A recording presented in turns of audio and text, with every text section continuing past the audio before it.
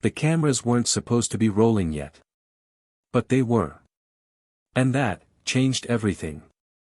It started with a single thud, a heavy, hollow sound against the desk, followed by the sharp, nervous inhale of someone realizing they were suddenly, disastrously live. The studio lights popped on. Too bright. Too fast. Too revealing. A Thanksgiving special meant to feel warm, safe, predictable, now looked like the opening scene of a political autopsy. Jonathan Trask, the former president with the storm-carved face and the voice that once commanded stadiums, stood frozen halfway between a seat and a rage he could no longer contain. His jaw tightened. His hand trembled. Not from age. Not from weakness. But from something far more dangerous. Humiliation. Across from him, Evan Hartley, the sharp-jawed, camera-smooth host who'd built an empire on loyalty, bravado, and relentless optimism, watched Trask with the forced smile of a man who had rehearsed every possible disaster. Except this one. A producer whispered off-screen. Another cursed. A paper cup fell and rolled in a slow circle. Something in the air felt wrong, like static before lightning. And then. Put it on the screen, Trask demanded. His voice cracked like a whip. The crew froze. Hartley blinked twice, confused. Sir, he whispered, we're not live yet. But they were. Not officially. Not intentionally. But the red tally light, that tiny dot of merciless truth, had turned on 38 seconds earlier. Millions of viewers across the country were already watching a meltdown that hadn't even begun. Trask didn't know. Hartley didn't know. America didn't know what was happening. Yet everyone felt the same thing. Something historic was detaching from the rails. The screen behind them flickered, then glitched. A document appeared. Black lines. Highlighted sections. A signature that looked unmistakably like Hartley's. The kind of signature that could end a career. Or ignite a movement.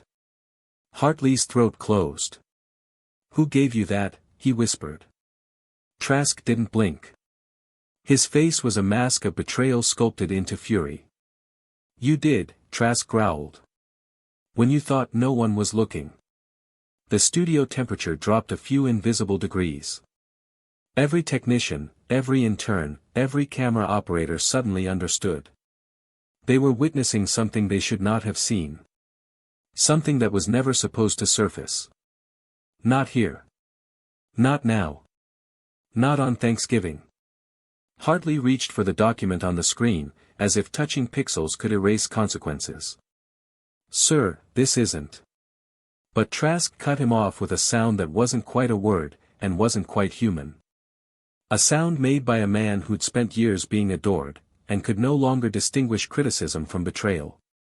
You tried to end me, Trask said quietly. Too quietly. Quiet enough to make millions lean in, breath held.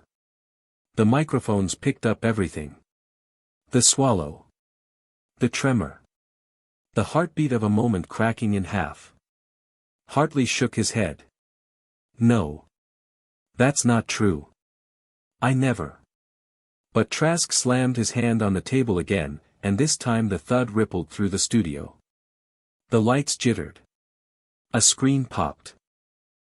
Someone screamed backstage, not from fear, but from the sudden realization that the wrong switch had been flipped, and the entire country had just seen a fragment of a truth nobody was ready for. Mr. Trask, Hartley said, voice trembling, I need you to sit. We can talk about this off-air. But Trask leaned forward, inches from the camera, eyes blazing. No. We're doing it now. A pause. A devastating pause. A pause that would be replayed on every screen in America for the next 48 hours. Because Jonathan Trask wasn't just angry. He was unveiling something. Something larger than a feud. Larger than a betrayal. Larger than Thanksgiving expectations and holiday viewers waiting for comforting background noise. This wasn't comfort. This was combustion. And it had only just begun. The camera zoomed, unintentionally, closer to Trask's face. His voice lowered. "This man," he said, pointing at Hartley without looking at him, "has been feeding information to a network that wants me gone." Hartley shook his head violently. "That's a lie. That's a complete." Trask didn't look away from the camera. He didn't need to. "Roll the file," he said. The producer froze. Another producer whispered, "We can't." Trask didn't break eye contact with the American audience. "Roll the file." Hartley's pulse hammered so hard the microphone almost caught it. "No," he said sharply. "Do not roll anything." And then the worst possible thing happened. A nervous intern hit the wrong button. A folder opened. A video thumbnail glowed. And Jonathan Trask smiled, not happily, not triumphantly, but with the cold, exhausted satisfaction of a man who knew the next 5 minutes would change the entire national conversation. "Thank you," he whispered. Hartley's face paled. "Stop it," he said, voice cracking. "Stop the file. Now." But the file opened anyway. A loading bar crept across the monitor. The room went dead silent. Even the machinery hushed, as if aware of the gravity it was about to unleash. The clip froze on its first frame. Hartley. Off air. Off guard. Off script. Leaning across a table in a dimly lit lounge, talking to a man whose face the camera barely caught. A man with a government badge clipped to his belt. Hartley lunged for the console. "Kill the feed." A voice from the booth shouted. "We can't. We locked into broadcast. We're live nationwide." Hartley froze. Trask didn't. He stepped toward the monitor, almost tenderly, as if studying the beginning of his own vindication. "This," he said softly, "is what loyalty looks like, when it dies." And then he looked at Hartley for the first time. Really looked at him. "You know this feeling," he whispered. "You've seen this before." The clip began to play. A murmur. A name. A single phrase that would later ignite online forums, morning shows, late-night segments, millions of conversations at kitchen tables. "He doesn't know we're building a case." Hartley slammed the desk. "That's taken out of context." Trask didn't move. The audience, every viewer sprawled across couches, dinner tables, living rooms, leaned in, breath locked. "Explain it," Trask said. Hartley opened his mouth. Closed it. Opened it again. The words wouldn't come. Not because he was guilty. Not because he was innocent. But because the truth, whatever it was, had just lost control of its narrative. A siren blared somewhere backstage. Someone tripped over a cable. The room blurred. Trask lifted a trembling hand toward the camera. "This is bigger than a broadcast," he said. "And bigger than us." Silence. A deep, suffocating silence. The kind of silence that usually precedes history, or disaster. Trask exhaled. "And the real story," he whispered, "hasn't even started. Before the meltdown. Before the file. Before Thanksgiving turned into a live-fire crisis of reputation, loyalty, and something darker. There was a beginning. A quieter one. A human one. Because no explosion starts with the blast. It begins with the first spark no one notices. And for Jonathan Trask, that spark was lit decades earlier, in a place most Americans would recognize even if they'd never stepped foot inside it. A diner. The kind with cracked leather booths, chipped ceramic mugs, a jukebox that hadn't worked since the Clinton years, and a waitress who refilled your coffee not because you asked, but because she could see in your eyes that you needed it. Trask grew up in a booth like that. Sitting opposite a father who spoke in the rhythms of factory floors and long shifts, a man whose hands always looked scraped, even after scrubbing them raw. A father who believed silence was strength, and strength was survival, and survival was the only honest currency in America. People don't change the world, his father liked to say, staring at the steam rising off a cheap cup of coffee. Systems do. Jonathan hated that line. He hated how defeated it sounded. How small. But he never argued. Children seldom argue with the voices that shaped them. Instead, he memorized every detail, the diner lights flickering, the hum of the highway outside, the soft buzz of late-night TV drifting from a small wall-mounted screen playing the evening news. Those nights carved something into him. A fear of insignificance. A suspicion of hidden systems. A hunger to matter. You felt this once, didn't you? That quiet ache that grows in the spaces adulthood never truly patches over. Jonathan carried that ache into his 20s. Into his 30s. Into leadership. Into power. It shaped him. And it haunted him. Because beneath the thunder, beneath the speeches and the crowds and the swagger, Jonathan Trask had always been defined by one contradiction. He needed control. But he feared he'd never truly earned it.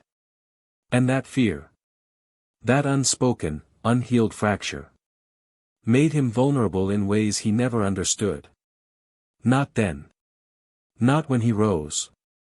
Not when he fell. Certainly not when he agreed to sit across from Evan Hartley for a national Thanksgiving special that was supposed to be safe, predictable, celebratory. But roots don't disappear. They coil. They wait. And Evan Hartley, the man who now sat across from him on national television, blinking under the weight of accusations he didn't yet know how to disprove, had roots of his own.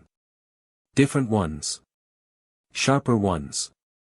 Hartley grew up not in diners, but in the blue glow of late-night television.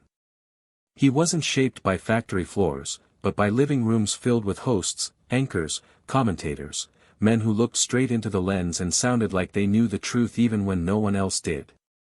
Little Evan sat cross-legged on the carpet, copying their cadence, mimicking their certainty, practicing his hand gestures in the reflection of the TV screen.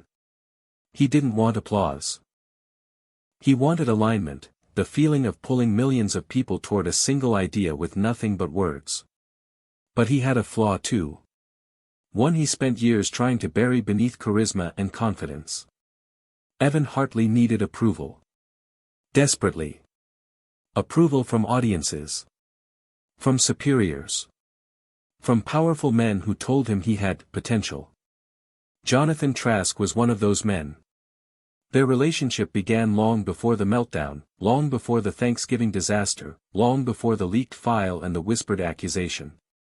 He doesn't know we're building a case. Trask didn't choose Hartley randomly. He chose him because he saw something familiar. The same hunger. The same fracture. The same unspoken need to matter that haunted his own childhood. At first, they were perfect allies. Trask gave Hartley access. Hartley gave Trask loyalty. Or at least, the appearance of it. But something in Evan was shifting. He just didn't know what was coming. Because loyalty is simple when the world is simple. When the stakes are small. When ambition hasn't yet collided with consequence. But ambition always grows. And someone, somewhere inside the massive machinery of influence, media, and shadowed systems, noticed Hartley's ambition before Hartley did. That's how these things begin. Not with a betrayal. But with an opportunity. A quiet message. A private meeting. A whispered promise in the dim light of a hotel lounge. You know this already, someone told Hartley months before the blowout. There's a story underneath all of this. And you can either be the one who tells it. Or the one it destroys. He knew it was a trap. He knew he was being drawn into something too big, too coordinated, too strategically precise to be mere coincidence. But he didn't walk away. He couldn't. Because some part of him wanted to believe he could navigate it. Outsmart it.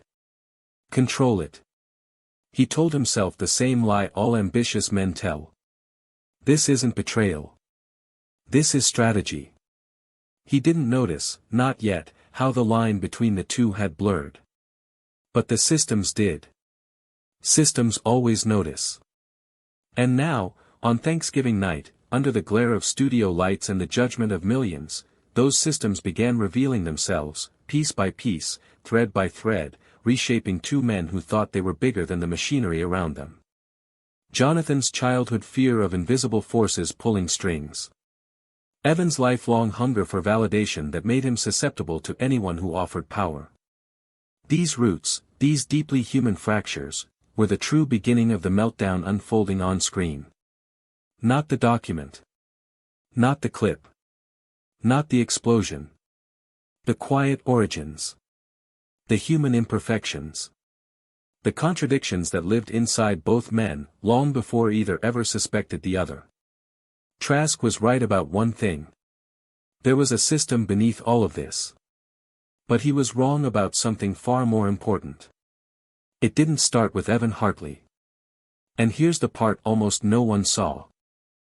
The file that appeared on the screen, the one that triggered a nation's pulse to spike, wasn't the real story. It was just the first crack. A distraction. A doorway. A carefully placed fragment of a much larger truth. A truth neither man was prepared to face. Because what was coming next would not only challenge their loyalties. It would challenge their identities. And the real question, the one neither Jonathan nor Evan had ever asked aloud, was finally coming for them. Who controls the story? When the story controls you? But the cracks spread quietly. And the real storm was still gathering. The Thanksgiving meltdown wasn't the disaster. It was only the warning. And the real story. The one buried deep beneath childhood scars, hidden fears, private dreams, and the machinery of influence. That story hadn't even started. The moment the leaked clip began to play, something strange happened in the studio. Not loud. Not dramatic. But unmistakable. A shift. A tightening. As if the room itself understood that the rules had changed, and no one had been told what the new ones were. The audio from the off-air recording crackled through the speakers. He doesn't know we're building a case. 7 words. 7 simple, quiet words. But they hit Jonathan Trask harder than any headline ever had. His eyes narrowed. His breathing slowed. Something ancient flickered across his face, betrayal, yes, but something deeper too. Recognition. He'd heard words like that before. Not in studios. Not in politics. Not in public. But in the back rooms of his childhood, where whispers decided fates long before men realized they'd been judged. "You all right, Mr. Trask?" a producer whispered. He didn't answer. He was remembering. A factory union meeting when he was 9. Doors closed. Voices low. A phrase spoken by a supervisor who thought no one was listening. "He doesn't know we're building a case." The same sentence. Same tone. Same hidden intent. And back then, just like now, it changed everything. Jonathan learned early that the most dangerous attacks were the ones whispered long before they were spoken aloud. That memory slammed into him now, merging past and present, diner scars and studio lights, old fears and new threats. A single loop line formed in his head. There was one detail everyone missed. But Hartley was unraveling in a different way. He shook his head at the clip, panic rising behind his eyes. This is misleading," he stammered. "This is not what it looks like." Trask turned toward him slowly. "What is it then?" he asked. Hartley swallowed. He opened his mouth. Closed it. Opened it again. No answer. Not because he didn't have one, but because none of his answers sounded strong enough to survive a national broadcast. It wasn't just a contradiction. It was a moral fracture splitting open in real time. And Americans watching from their living rooms felt it too. The host who always had answers, suddenly didn't. The man who'd built a career on clarity, was drowning in ambiguity. You've seen this before. Someone once confident now unsure. Someone once certain now trembling. Someone once in control now sliding toward an edge they never saw coming. But the tension wasn't just emotional. It was structural. Behind the cameras, on the unseen digital dashboards, numbers began to spike. Viewership. Engagement. Alert statuses. Corporate messages. Security notifications. What the hell is happening over there? A network executive typed into a back-channel chat. Another replied. They're off script. Kill the broadcast. We can't. Why not? Because something is overriding the system. For the first time, the people in control realized they might not be. But inside the studio, something even stranger happened. The clip, the one showing Hartley murmuring into the ear of a government official, glitched. Just for a second. Just enough to show something different. Something that didn't belong. A timestamp. One frame. Barely noticeable. But enough for Jonathan Trask to see it. Enough to change his interpretation. Enough to make him stop breathing for 2 whole seconds. The time code didn't match any known recording schedule. Not the networks. Not the stations. Not the shows. And that's when the contradiction snapped into focus. At first, the reports looked normal. Then a single detail fractured everything. Trask stepped closer to the monitor. Hartley saw it too. His face drained. Where did you get this footage? He asked, voice cracking. Trask didn't answer. Because he didn't know. Because the network didn't know. Because no one knew. Hartley stepped back. He was trembling now, not from guilt, but from something far more terrifying. Implication. Jonathan, he said softly. This isn't just about me. Trask turned slowly. What are you saying? Hartley pointed at the timestamp. That clip isn't from our studio. Trask froze. And it's not from my program either. A producer leaned forward. Then where the hell is it from? Hartley shook his head, hands shaking. Someone backstage whispered. Is it stitched? Fabricated? Deep-faked? But the tech lead cut them off. No, she said, voice shaking. This is real.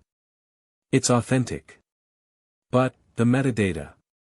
She hesitated. What about the metadata? Trask demanded. The tech lead swallowed. The clip wasn't recorded by us. Or by any partner station. Or by any device connected to the network. Trask stared at her. Hartley whispered the question everyone else was afraid to speak. Then who recorded it? Silence. Deep. Heavy. Predatory. A silence thick enough to swallow truth. Someone finally exhaled. It sounded like defeat. But the moment wasn't done twisting. Because Hartley, for the first time, didn't look scared for himself. He looked scared for Jonathan. Sir, he said quietly, you were never supposed to see that clip. Trask's voice dropped to a growl. Why not? Hartley hesitated. Because the truth wasn't simple. Because the truth wasn't safe. Because the truth wasn't entirely his to reveal. And because someone, somewhere, wanted this fight to ignite. He looked at Jonathan. You're not the target, Hartley whispered. Trask blinked. What? Hartley swallowed painfully. You're the bait. A producer gasped. Trask stepped back, as if hit. The room spun. The lights pulsed. The feed wavered. But the moral pressure didn't stop. It never stops. Because the moment you realize you're not in control. The moment you realize you're a pawn in someone else's game, everything changes. Jonathan Trask had spent a lifetime trying to escape invisible systems. But now he was seeing the outline of one. Not the whole thing. Just enough to recognize the shape. Hidden. Coordinated. Intentional. "What's going on, Evan?" he demanded. Hartley's eyes shimmered with something heartbreakingly human. Fear. "This wasn't supposed to go public," Hartley whispered. "Not tonight. Not like this." Trask stepped forward. "What wasn't supposed to go public?" Hartley exhaled. A shiver. A surrender. A confession. The investigation. Trask's face hardened. "What investigation?" Hartley lifted trembling fingers toward the screen. "The one that's not about me," he said. He looked Jonathan directly in the eyes, raw, exposed, cornered. "It's about you." The room froze. America froze. Time froze. And then, nothing made sense. The real danger wasn't change. It was who controlled the definition of normal. And someone, somewhere, had just redefined it. For 3 full seconds, Jonathan Trask didn't move. Not a blink. Not a breath. Not a tremor. It was the stillness of a man who finally understood something he had spent his entire life trying not to understand. He wasn't standing inside a story. He was standing inside a system. And for the first time ever, the system was looking back. "You need to explain," Trask said quietly, too quietly. Hartley stepped backward until his calves hit the edge of the desk. He didn't sit. He couldn't. "Jonathan," he began, voice cracking, "there are things you weren't told. Things I wasn't supposed to be part of. Things nobody was supposed to know until." "Until what?" Hartley swallowed. "Until it was too late for you to do anything about it." The room went silent again. Heavy. Intelligent. Calculated. Someone backstage whispered, "Cut the feed." Another voice snapped, "We can't. The control panel's locked." Locked. That single word sent a tremor through the studio.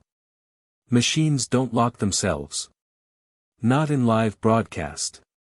Not in open systems. Not without someone, or something, overriding them. A producer's voice trembled. "Then who's controlling it?" The answer didn't come from the control room. It came from Hartley. "Nobody here." Jonathan felt something cold coil in his stomach. "Evan," he said, voice steady but dangerous, "tell me what this is." Hartley ran a hand through his hair, a man unraveling one truth at a time. "It's not sabotage," he said. "It's not a leak. It's not a setup." He looked up. "It's an audit." Jonathan frowned. "An audit? Of what?" Hartley's voice dropped to a whisper. "Of you." Time didn't slow. It sharpened. Like glass under pressure. "You're telling me," Trask said carefully, "that someone has been investigating me, behind my back, using you as the front?" Hartley shook his head. "No. Not using me. Watching me. Watching all of us. Watching how we moved, what we said, who we aligned with." "You're not making sense," Jonathan said. "I know," Hartley whispered. "That's the point. None of this was designed to make sense until the moment they wanted it to." Jonathan stepped closer. "And who is they?"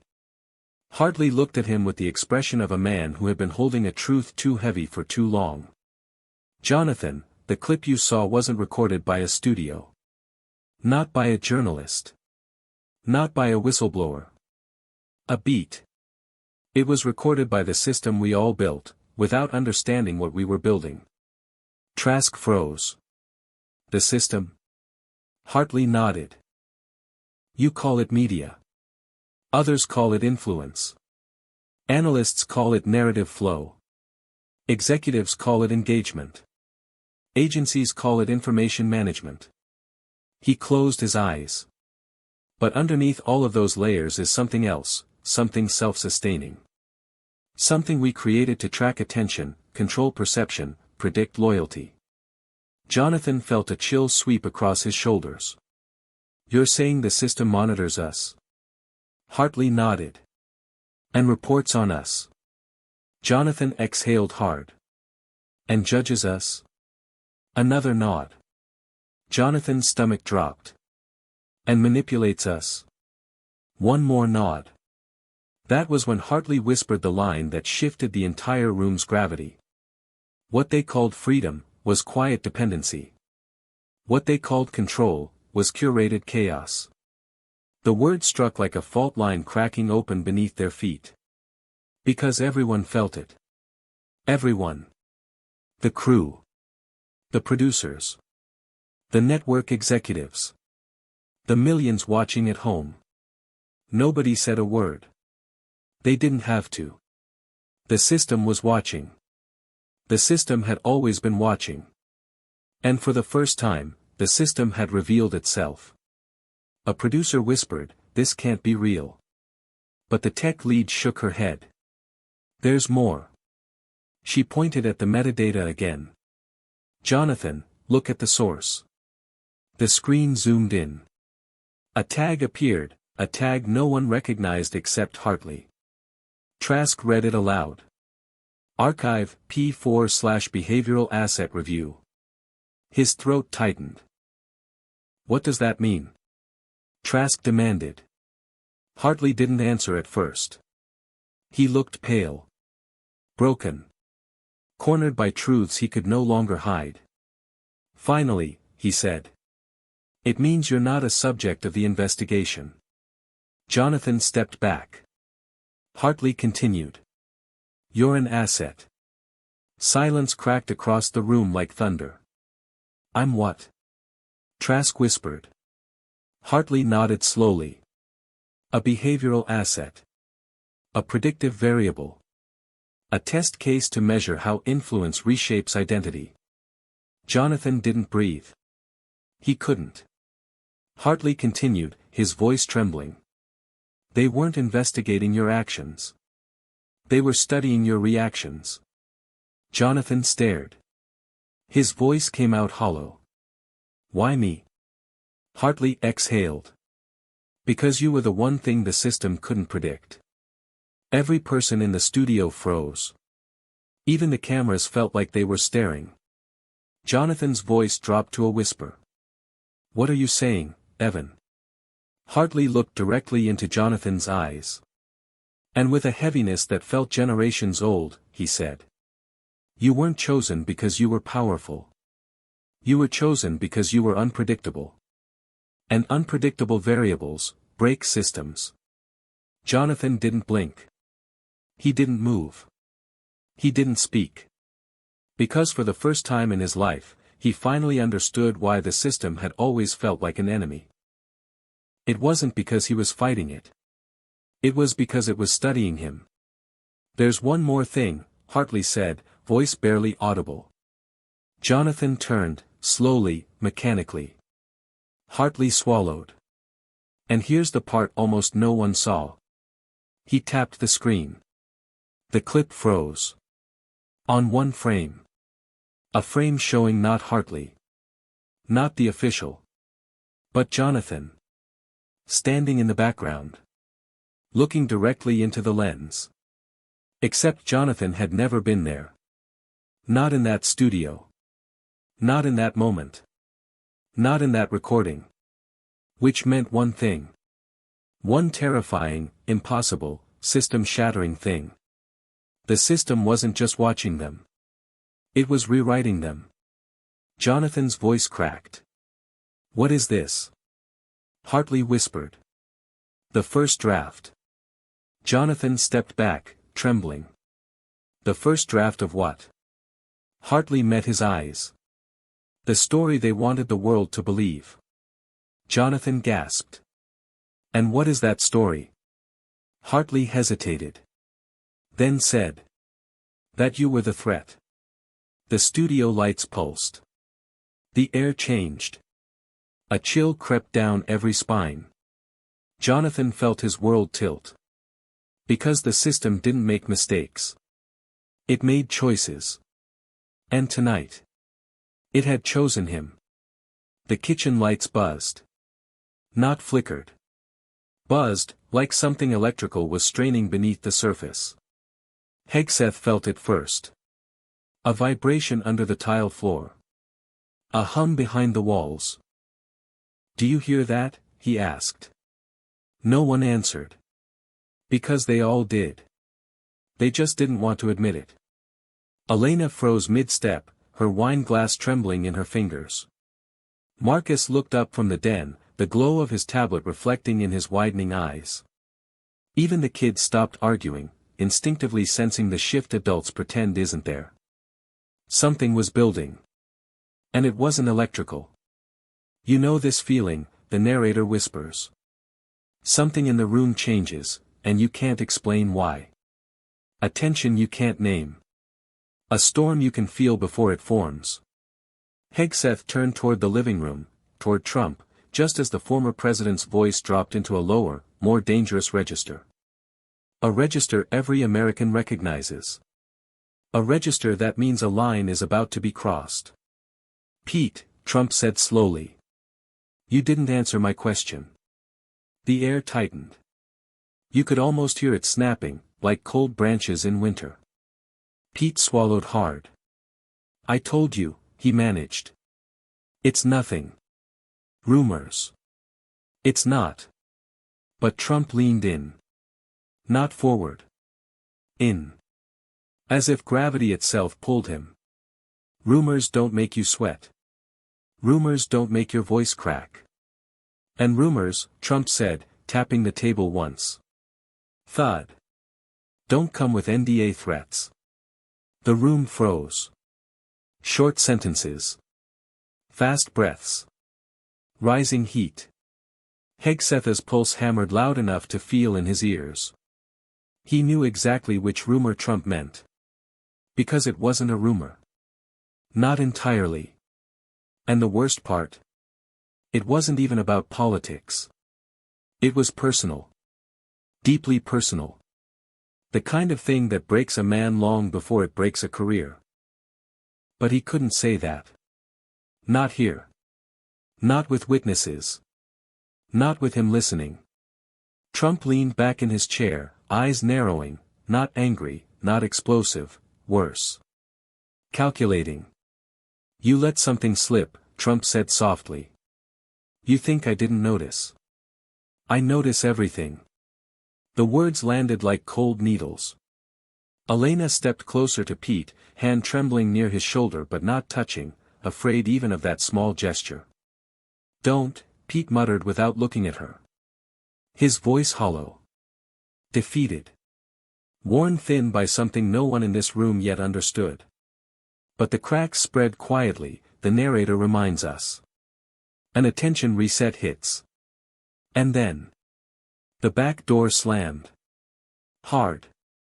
Too hard. Everyone jumped. Marcus spun toward the sound. The kids screamed. Trump's chair scraped loudly as he stood. For a second, no one could tell if the noise came from inside. Or something entering from the outside. "Who's there?" Trump barked. No answer. Only a soft rustle. Like someone moving just out of sight. Hegseth's chest tightened. He knew that sound. He'd heard it in hallways. Behind office doors. During phone calls he wasn't meant to overhear. Someone had followed him. Someone who knew. Because secrets don't stay still. Secrets move. Secrets breathe. Especially the kind he'd been holding. You felt this once, didn't you? When the truth got too close. Pete stepped toward the hallway, fists clenched. Elena grabbed his arm. "Pete, don't. Please." But his eyes were locked on the dark corridor, pupils shaking. Trump glared at him. "Is that what you didn't want to tell me?" Pete didn't respond.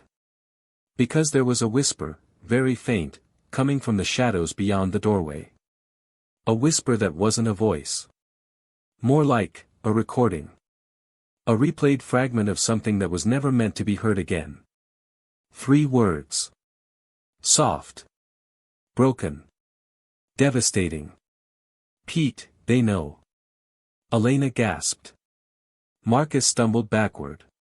Trump's jaw clenched so hard his teeth audibly snapped. And Pete? He simply exhaled. A long, quiet, defeated breath. Because he had been running from this moment for years. And now. Thanksgiving night. It had finally caught him. This wasn't about politics, the narrator says. It was about people. The storm outside rattled the windows. But the storm inside? It was just beginning. And here's the part almost no one saw. This eruption wasn't triggered by the rumor itself. But by the person who planted it. A person now standing in the dark. Listening. Waiting. Holding leverage that could shatter the entire room. What he found next, the narrator whispers. Changed everything. But the real danger wasn't the secret. It was who controlled the definition of truth. And Pete Hegseth. For the first time in his life. Realized he was no longer the one holding it. But the real story hadn't even started. The hallway was darker than it should have been. Not shadowed. Not dim. Absorbing light. As if whatever stood inside it didn't want to be seen. Only heard. Hegseth's breath stalled in his chest. Trump didn't move, he scanned the corridor with the hard, military stillness of a man who'd learned early in life that silence could be a weapon. Elena squeezed the back of Pete's arm. Please, she whispered. Don't go in there. But he had no choice. You know this moment. When you realize you're already too deep to turn around. Pete took a step.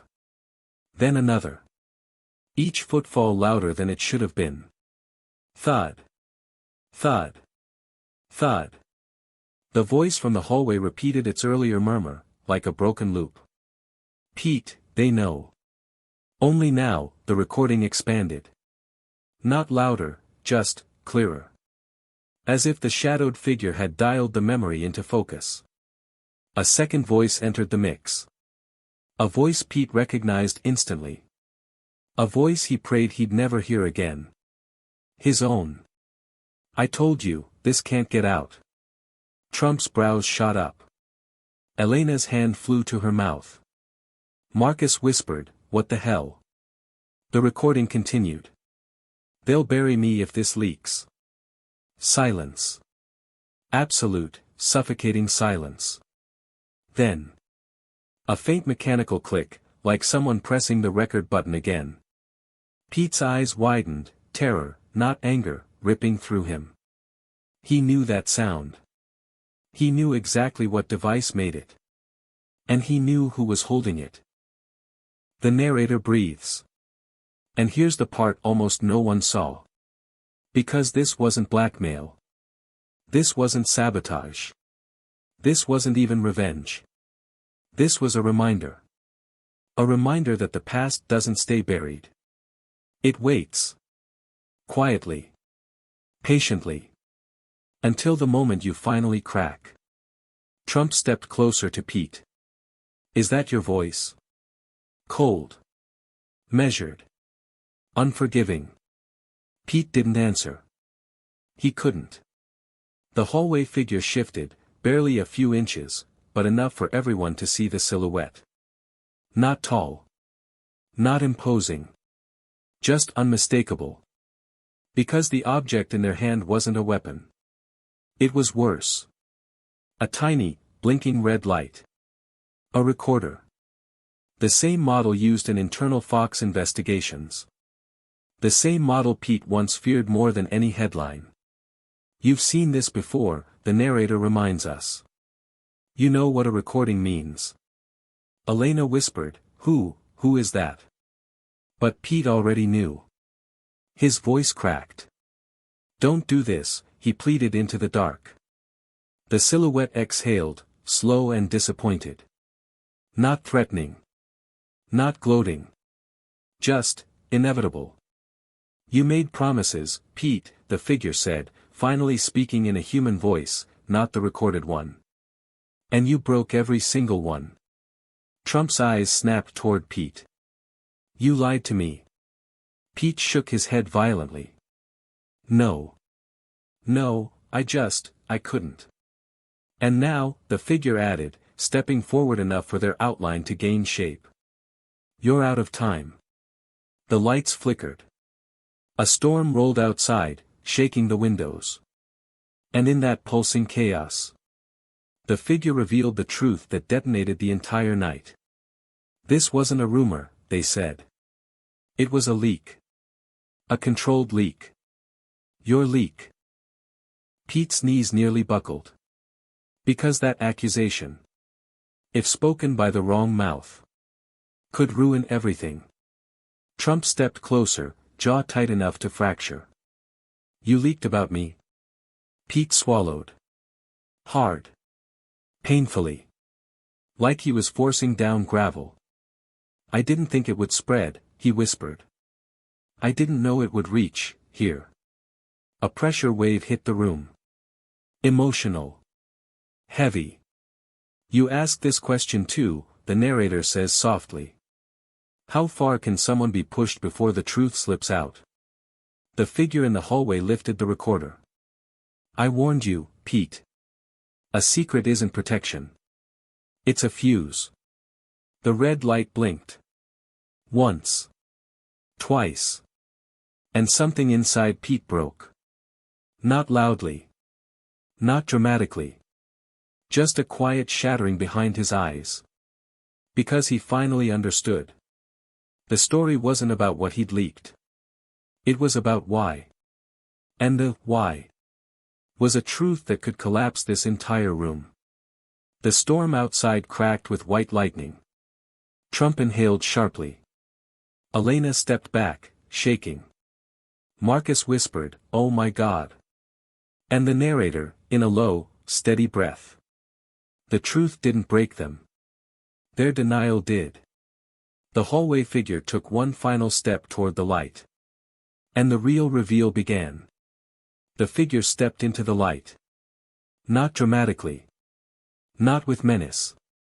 Just enough for everyone to see their face. And enough for Pete Hegseth to go pale. Because it wasn't an enemy. It wasn't a journalist. It wasn't some political operative crawling out of the woodwork. It was worse. It was someone he trusted. Someone who knew the real story behind that recording. Someone he never thought would turn on him. Hi, Pete, the figure said quietly. And just like that, the temperature in the room dropped 10 degrees. Elena gasped. Marcus swore under his breath. Trump stared, stunned, calculation freezing into confusion. Pete whispered the name, voice cracking like glass. Andrew. Andrew Hale. Not a rival. Not a foe. Not some ghost from a scandal-ridden past. Andrew. Pete's former producer. His closest confidant during the years no one talks about. The man who once protected him from fallout Pete never even knew existed. The narrator breathes. You know this kind of betrayal. The kind you never see coming. Because it comes from the person you trusted with your blind spots. Andrew stepped forward, the recorder still blinking red. He didn't look angry. He looked tired. Like he'd carried a truth too long and finally set it down. You left me to clean it up, Andrew said softly. Everything you broke. Everything you lied about. Everything you denied. Pete's jaw clenched. Andrew, please. Not here. Not like this. Trump cut in sharply, voice slicing the moment. What did he lie about? Andrew inhaled. And the room held its breath. But he didn't answer Trump. He looked only at Pete. You want to tell them, Andrew said, eyes steady. Or should I? The tension snapped like overpulled wire. Elena stepped in front of Pete, shaking. Andrew, stop. You don't understand. Oh, Elena, Andrew sighed. I understand too well. I was there. Every step. Trump's eyes narrowed. What steps? What are you talking about? Andrew looked at him. Then at everyone in the room. You all think this is about politics, he said. It isn't. It never was. The narrator leans in. And here's the part almost no one saw. Andrew lifted the recorder between two fingers. The leak didn't come from Pete by accident. He did it on purpose. A shockwave tore through the room. Trump froze, stone still. Elena covered her mouth. Marcus staggered against the wall. Pete shook his head violently. No. That's not, I didn't, Andrew, stop twisting it. But Andrew didn't stop. Because he wasn't twisting. He was revealing. Pete leaked it, Andrew continued. Because he needed a way out. The room erupted. What way out? Out of what? Pete, what is he talking about? Trump's voice thundered over all of them. A way out of what, Pete? Pete recoiled like the words were physical blasts. His breath stuttered. His eyes darted. His shoulders collapsed under the weight of something he could no longer hold. You felt this once, the narrator whispers. When the truth cornered you. And all you could do was collapse inward. Andrew stepped closer, gentle, heartbreaking. You should have told them, he said. You should have told him. Trump slammed his hand on the table. Boom. Told me what? Pete inhaled, shaking. The house went silent again. Only the storm outside moved. And then. He spoke. Barely a whisper. I leaked it. Because I didn't want to be his puppet anymore. Trump's face went cold. Elena staggered. Marcus whispered, holy. But Pete wasn't done. The confession spilled out. Raw, trembling, unplanned. I couldn't keep carrying it, he choked. The calls. The demands. The pressure. The things you wanted me to cover for. I couldn't do it anymore. A microhook slices in. But the cracks spread quietly. Andrew lowered the recorder. Now they're not cracks, he said. They're fractures. Trump moved toward Pete with a slow, heavy pace. A man who'd been betrayed one too many times. You leaked about me, Trump said, voice low, volcanic. To free yourself? Pete's tears hit the floor. Yes. The storm thundered outside. The room thundered inside. The narrator breathes. The real danger wasn't change. It was who controlled the definition of loyalty. Trump exhaled, a long, lethal breath. You ungrateful. He didn't finish. Because the hallway lights. For the second time that night. Buzzed. Louder. Sharper. Like something else was coming. Something bigger than loyalty. Bigger than betrayal. Bigger than any of them understood.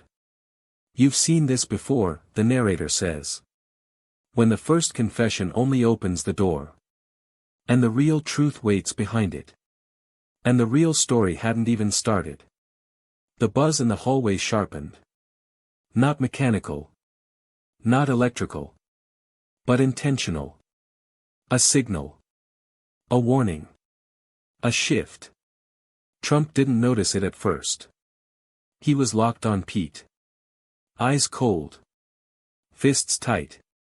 Jaw grinding like stone under pressure. You betrayed me, he whispered. Not loud. Not eruptive. Just, lethal. But Pete didn't shrink this time. Something in him had snapped backward. A recoil that becomes resolve. A man who'd already confessed the unthinkable and realized there was nothing left to protect. I betrayed myself, Pete said softly. That's the part you never understood. Elena reached for him, hesitant, trembling. While Marcus pressed himself against the corner as if the walls could save him. Andrew stood between them all. Recorder lowered. Expression unreadable. You all think this ends with one confession, he said quietly. But you have no idea what's under this. The narrator leans in. And here's the part almost no one saw. A second sound joined the hallway buzz. A low mechanical hum. Steady, rhythmic, alien to the atmosphere of a family home. Trump finally turned toward it, annoyance shifting into suspicion. What now? He growled. Andrew exhaled. Exactly what I was trying to warn him about. The hallway lights flickered once. Twice. Then stabilized. And something clicked behind the drywall. Not natural. Not structural. A device. You know this feeling. That moment when a house you trusted suddenly feels occupied. Pete's voice cracked. They activated it. Andrew nodded slowly. They always do when the leak reaches this level. Trump spun toward him. They? Who the hell is they? Andrew's gaze hardened. The people who were listening long before tonight. A cold silence devoured the room. Elena whispered, Pete, what did you do? Pete stepped forward. Fragile in posture. Steel in his eyes. There was a network, he said. A quiet one. A system that tracked influence. Not votes. Not polls. Influence. Marcus blinked. Like, a surveillance program? Pete shook his head. No. Scarier. It wasn't government. It wasn't corporate. It wasn't media. He swallowed hard. It was all of them. The storm shuddered outside. As if the house itself reacted. Trump's brow nodded. You're telling me there's a coalition. That tracks what people believe. Andrew smirked bitterly. Tracks, directs, manipulates, corrects. Pick a verb. Trump scoffed, but it lacked conviction. Why would they care about his leak? Andrew raised the recorder again. Because the leak wasn't about you. He turned to Pete. Tell him. Pete closed his eyes. This was the part he never wanted to say. The part Elena never knew. The part Andrew had protected for years. The part the system had built entire files around. And now. The part that would change the entire night. When he opened his eyes. They were wet. But steady. I wasn't leaking about you, Pete whispered. I was leaking about them. A breath caught in every chest. Marcus whispered it before anyone else could. Oh my God. You leaked upward. Andrew nodded. Exactly. Trump looked between them. Confused, angry, but suddenly aware. That he was standing inside a game. He didn't even know existed. What did he leak? Trump demanded. What could possibly matter that much? Andrew didn't answer. Pete did. A list. Trump blinked. What list? Pete's voice dropped to a near whisper. The names of the people who actually decide. The stories America gets to hear. Silence. Sharp. Devouring. Then. You felt this before, the narrator says. When a truth doesn't scare you because it's dangerous. But because it sounds possible. Elena staggered backward, nearly tripping on the rug. Marcus gripped the wall as if the room tilted. Trump inhaled sharply, confusion turning into calculation. A list like that, he muttered. Changes everything. Andrew nodded. And now they know Pete tried to expose it. Trump stared at Pete. You were trying to burn the whole thing down. Pete's voice trembled. I didn't want to be part of it anymore. The hum in the hallway grew louder. Closer. Smarter. That sound. Andrew said softly. It means they're activating the failsafe. Trump stiffened. What failsafe? Andrew didn't blink. The one they use. When someone in the system tries to walk away, a microhook snaps in. And then nothing made sense. Because the hum was no longer coming from the hallway.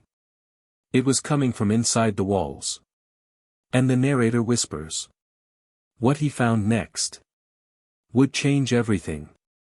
And the real story hadn't even started. The hum inside the walls sharpened. A rising, vibrating tension that felt less like sound. And more like a presence. Elena clutched her chest. It's moving. Marcus shook his head. No. Houses don't move. Andrew stepped backward, eyes locked on the drywall as though it might breathe. You're wrong, he murmured. This house does. Trump snapped toward him. What the hell does that mean, this house does? Andrew didn't look away from the wall. It means the system didn't send people tonight. It sent the infrastructure. The narrator breathes. You know this feeling.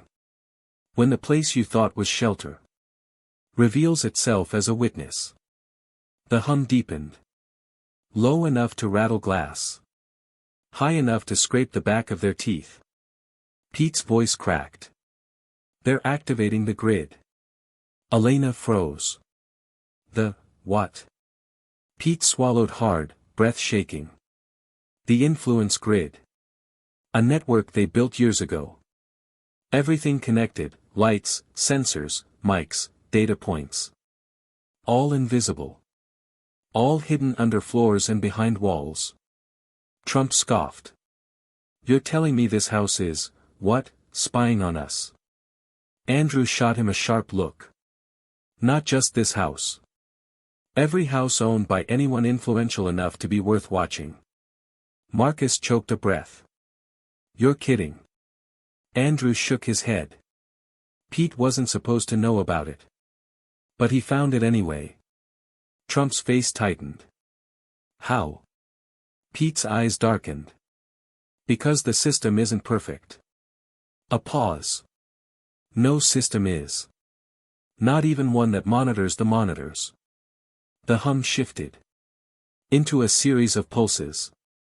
Short. Precise. Coded. Pete stiffened. They're scanning for the recorder. Andrew hit it behind his back.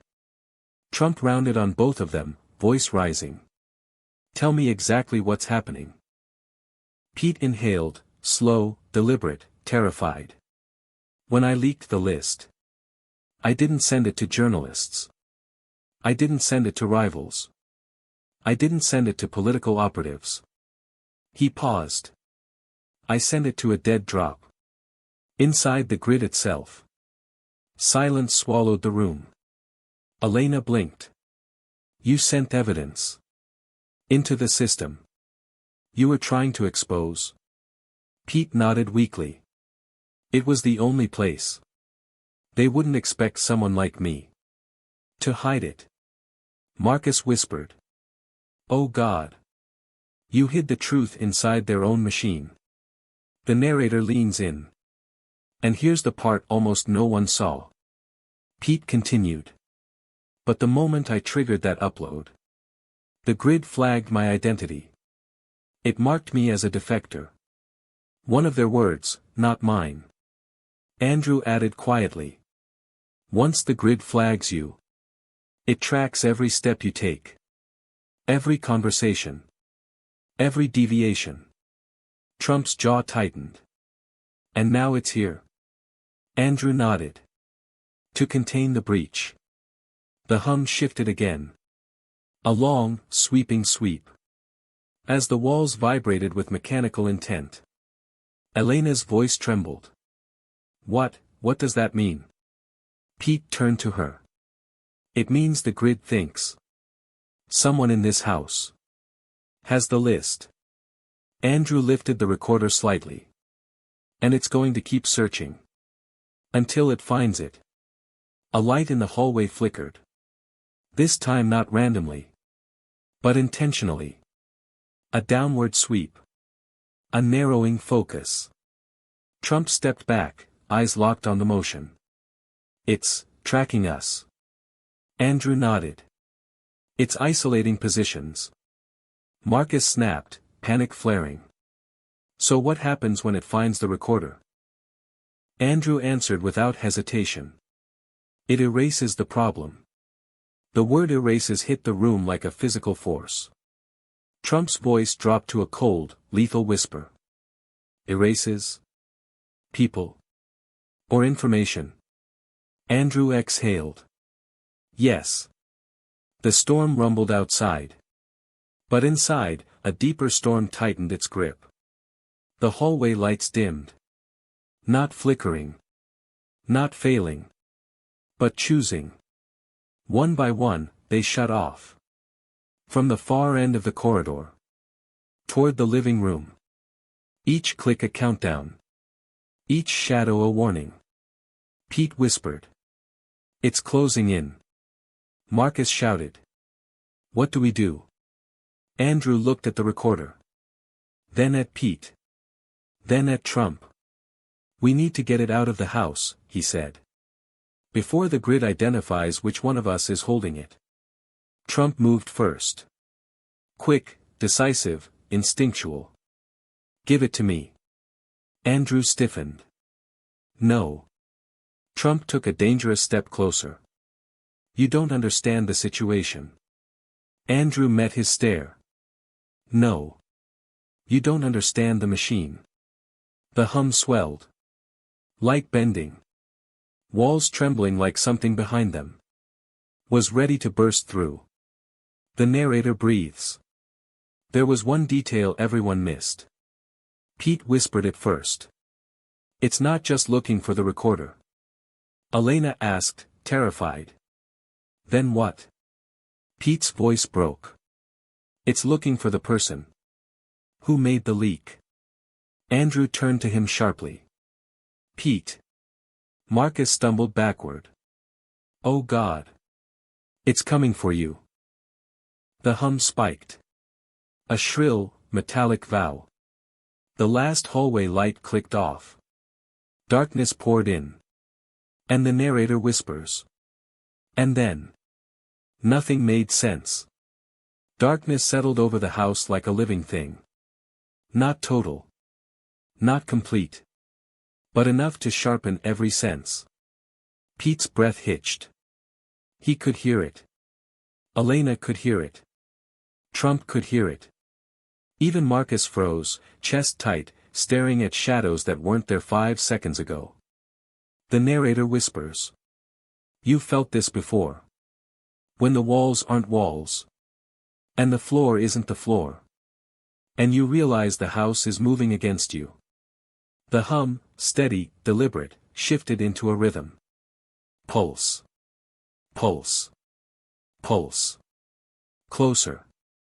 Predictive. Targeted. Pete's eyes darted around. Andrew stepped in front of him, raising the recorder like a shield. They know exactly who leaked it, Andrew said. The grid doesn't just hunt information. It hunts responsibility. Trump's eyes narrowed. Responsible for what? A list? A leak? What the hell is going on here? Marcus swallowed hard. You don't get it. It's tracking him. Not the recorder. Him. The narrator leans in. And here's the part almost no one saw. A series of clicks echoed from the hallway. Soft. Intentional. Watching. The living room lights flickered. Shadows bent like they were alive. And in that moment, everyone realized. The grid had a presence. It wasn't just a network. It wasn't just wires. It was a mind. Pete stepped back, chest tightening. I triggered the system. It knows I'm here. It knows who I am. And it's coming for me. Trump's voice dropped low, venomous. You brought this into my house. Pete shook his head, voice trembling. No. I tried to warn you. I thought it was contained. I thought. Andrew cut in sharply. You can't think anymore. Not now. The grid doesn't care about thoughts. It calculates. It predicts. It isolates. And it neutralizes. The hum shifted again, higher, sharper. It seemed to vibrate through the walls. Elena clutched Pete's arm. Marcus pressed against the corner, eyes wide. Trump's hand gripped the table. Every instinct screaming danger. Where do we go? Elena whispered. The narrator adds. You've asked this question too. Pete's eyes darted toward the hallway, dark, endless. The shadows pooled like a liquid. Every heartbeat a countdown. Andrew's voice cracked, steadying Pete. There's only one way out. Through the system. Into the house's own architecture. We can't fight it from the surface. Trump scoffed. You expect me to crawl under floors, behind walls, like some rat? Andrew didn't answer. He just moved, crouching toward the nearest vent, measuring, listening. Pete hesitated. Then followed. Elena close behind. Marcus shivering, but moving.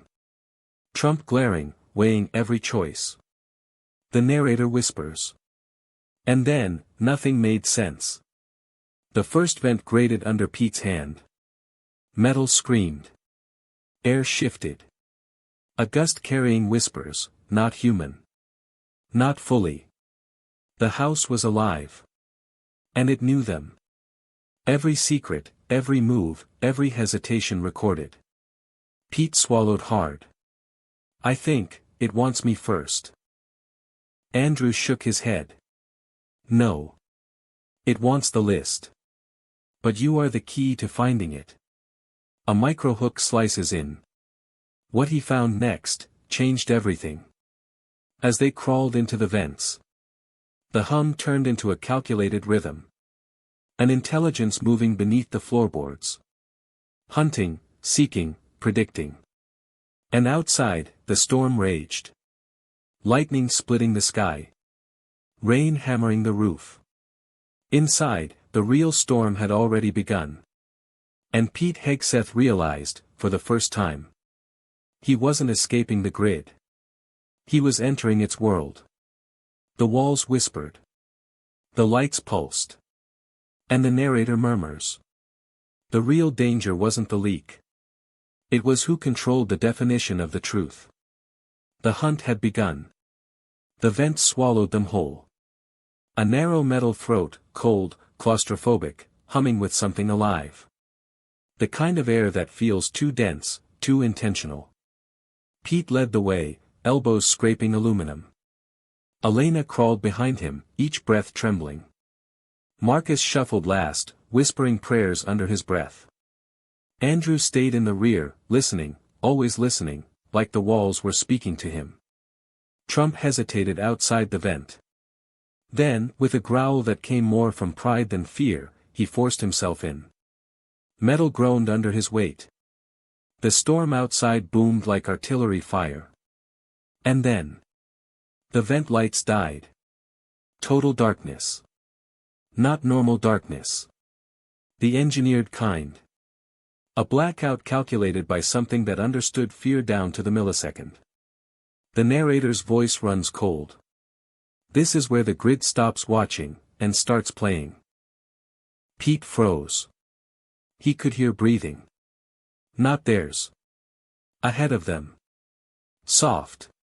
Wet. Mechanical. Like a machine trying to imitate lungs. Elena gripped his ankle. Pete, what is that? He didn't answer. Because he didn't know. But Andrew did. And his whisper cut through the dark like a blade. The grid can project decoys. Audio illusions. Tactile signatures. It's mapping your fears right now. A metallic click echoed behind them. Then another. Then. The vent snapped shut. A steel panel slammed over the opening Trump had just crawled through. Hard. Permanent. Trump lunged backward. Fists pounding the metal. Hey! Open this damn thing. Andrew hissed, stop. You'll trigger. But the grid was already ahead of them. The vent floor shifted. Just a centimeter. Just enough for them to feel the house tilt. Then the hum shifted into a quiet, rhythmic stutter. Almost playful. Like Morse code. But wrong. Too fast. Too precise. Not meant for humans. The narrator whispers. Every trap begins with a message. But not every message is meant to be understood. Pete's voice cracked. Andrew, what does it mean? Andrew swallowed hard. It's identifying our sequence. It's deciding the order. Elena's voice trembled. Order for what? He didn't answer. Not because he couldn't. But because the vent answered for him. A shocking metallic wham sounded beneath them. A panel shot downward, opening into blackness. Nothing visible. No bottom. Just a cold, downward draft like a lung inhaling. Marcus screamed. It's a drop. It's a drop. It's trying to suck us. The panel snapped shut again. Andrew exhaled. It's sampling.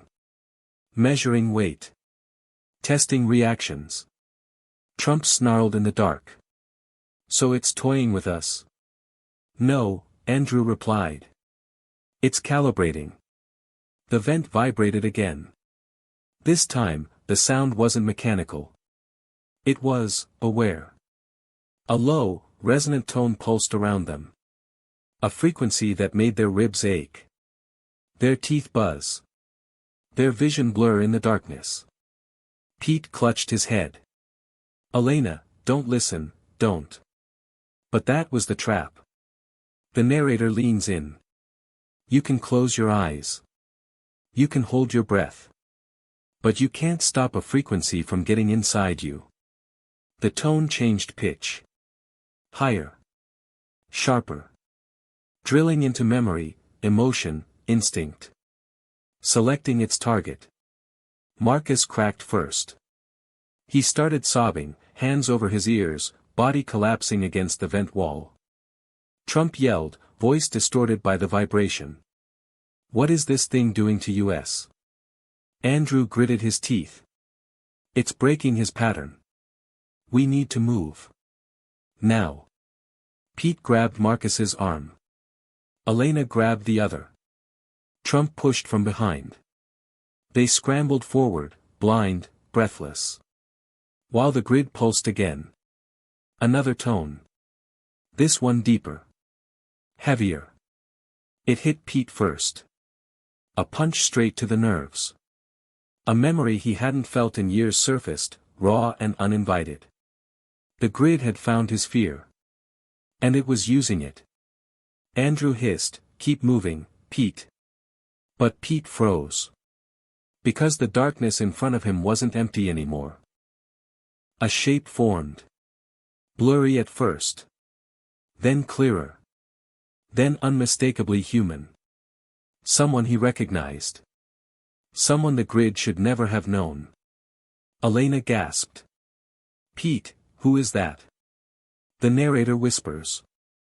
The first trap wasn't the fall. It wasn't the vent. It wasn't the tones. It was the one thing no machine should have access to. Your memories. Pete shivered. Because the figure in front of him stepped forward. And spoke in a voice that should have been impossible inside this house. Why did you betray us, Pete? The grid had replicated someone from his past. Perfectly. And the real game had just begun. The darkness shifted, folding over itself. The shape before Pete became clear. Not fully, just enough. Just enough for the mind to recognize what the heart had long feared. It was a woman. Not just any woman. Someone who had vanished from his life 20 years ago. Someone who had shaped him, scarred him, and haunted his private fears, long before politics, before cameras, before the public stage. Her eyes, familiar, cold, and accusing, locked onto his. "You betrayed us, Pete," she said. The voice, identical, perfectly preserved, cut through the vent's hum, through the grid's pulses. Through everything. Pete staggered. The air was heavier than before. Breathing became a chore. His pulse raced, echoing the mechanical rhythm that surrounded them. "Elena," he whispered. I didn't." But words failed. Because the grid had done what no human had ever managed. It had replicated her voice. Her tone. Her cadence. Her fear. Her disappointment. The narrator breathes. "You've seen this before. When the past isn't just remembered. But recreated." Marcus whimpered. I can't." Andrew's voice broke the momentary paralysis. "It's not real. She isn't real. It's a construct. A projection. The grid is using your memories against you." Pete's jaw tightened. "It's her. Every detail. Every pause. Every inflection." Trump cursed under his breath. "Enough of this nonsense, what the hell is happening?" Andrew's gaze darted toward him. "It's not nonsense, sir. It's strategy. The grid doesn't just track data. It tracks psychology. And Pete's memories. They're a shortcut." Pete's mind raced. The whispers of old promises, old mistakes, old betrayals flooded him. He remembered the fire that had taken her from him, or had he? Had she been taken, or had he lost her by choice? "You made promises, Pete," the figure whispered again. Promises he had sworn silently to himself. That he had broken. The grid knew. It always knows. Elena gasped softly. She's just a memory, right?" Pete shook his head violently. "No. The grid, it pulled her from my mind. And now she's here." The narrator leans in. And here's the part almost no one saw. Because the grid doesn't just replicate voices. It can replicate presence. Emotional presence. A human instinct to react, to fear, to obey. And tonight, it was using it as leverage. The figure stepped closer, perfectly timed, perfectly measured. Every step synchronized with the vent's mechanical hum. "You thought you could hide," she said. "You thought your actions didn't leave traces. But they do. They always do." Pete stumbled backward, heart hammering. He wanted to deny it. He wanted to argue. He wanted to run. But the grid had already mapped every escape path. Every option. Every hesitation. Trump growled behind him. "Do something." Andrew's voice was steady, almost calm amidst the chaos. "The figure isn't real. But the fear it creates is. We need to separate perception from reality. Or the grid will consume you." Pete's hands shook. The vent vibrated beneath him. Marcus cried softly, gripping the metal wall. Elena whispered, "Pete, fight it. Fight it for us." The narrator whispers. "You've been running from this ghost your whole life. Tonight, the ghost is manufactured. And it's pointing straight at you." A low pulse surged through the vent. The projected figure's eyes glowed faintly in the darkness, like the grid itself had found a face. Pete swallowed. One step forward. Then another. He stammered. "I didn't tell anyone about her because, because I thought if I did, they'd use her. They'd always use her against me. Andrew nodded. Exactly. And now they have. Trump's voice softened slightly, incredulous. So the whole night. This isn't just about the leak. It's about your past. Pete's eyes met the figure. A whisper. Yes. The narrator concludes softly. The first trap wasn't metal. It wasn't darkness. It wasn't even fear. It was memory. Weaponized. And the storm hadn't even reached its peak. The vent shuddered beneath them. Cold metal pressed against skin. Breathing became a battle, each inhale a struggle against the calculated pulse surrounding them. The figure stepped closer. Not fully human. Not fully machine. Perfect enough to make Pete's mind reel. You hid me for years, the figure said.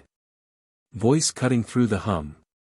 You hid the truth, and now, you're hiding from it. Pete's knees nearly buckled. He felt the weight of decades pressing into his chest. Every memory he'd locked away. Every promise he'd broken. Every scar he'd tried to ignore. All converged here, in this vent, in the darkness. Projected as something alive, something accusing. Elena reached for his arm. You can do this, Pete, she whispered. But you have to face it. Trump's voice cut like steel. Face it? It's not real. It's a machine projecting your ex. Get your head straight, man. But Andrew's voice held the truth. No, Donald. It is real enough to control him. This is how the system neutralizes threats, by forcing you to confront your own history. Before you can act on your present. Pete's hands trembled. But he inhaled slowly. The narrator whispers. You've been running from your own shadow. Now, your shadow is asking for an answer. He stepped forward. The figure mirrored him. Every move synchronized like a deadly dance. Why did you hide her? The figure asked. Why did you let her vanish from your life? Pete swallowed. The words caught in his throat. I thought I could protect her, he admitted. I thought, if I never spoke her name, if I never told anyone, she'd be safe. And maybe I'd be safe too. The figure's eyes glimmered faintly, like circuitry buried behind flesh. You protected nothing, it said. You buried the truth. And now it's hunting you. A pulse surged through the vent. Metal groaned. Lights flickered faintly through slits above them. Marcus whimpered. Elena gripped Pete tighter. You know this feeling, the narrator whispers. When your past is manufactured against you. And you realize there is no hiding place. Pete's jaw clenched. I never wanted to hurt anyone, he whispered. I just couldn't tell the truth. The figure stepped closer. The grid doesn't care about intent, Pete. Only outcomes. And your intent is irrelevant. Trump growled. Outcomes? Who the hell talks like that? It's a machine, not a lawyer. Andrew stepped forward, hands raised to calm them. Donald, focus. The grid isn't just listening. It's learning. It's adapting. Every confession, every hesitation, every syllable. Feeds it. Every fear you have. It calculates how to use it. Pete swallowed. The vent vibrated in rhythm with his heartbeat. He realized then what the figure had been waiting for. Not compliance. Not confession. Resolution. You can't outrun me, the figure whispered, voice soft, accusing. You can't outrun yourself. Pete exhaled slowly. You're right, he said. I accept it. I accept what I did. I accept that I kept secrets. And I accept that it cost me everything. The figure paused. The vent seemed to still. Even the hum softened to a low murmur. The narrator adds. And here's the part almost no one saw. The first trap wasn't meant to break him. It was meant to teach him where his strength lies.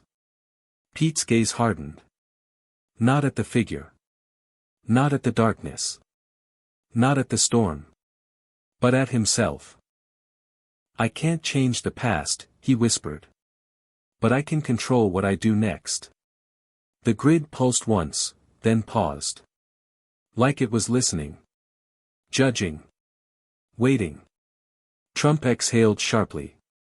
Finally, he muttered.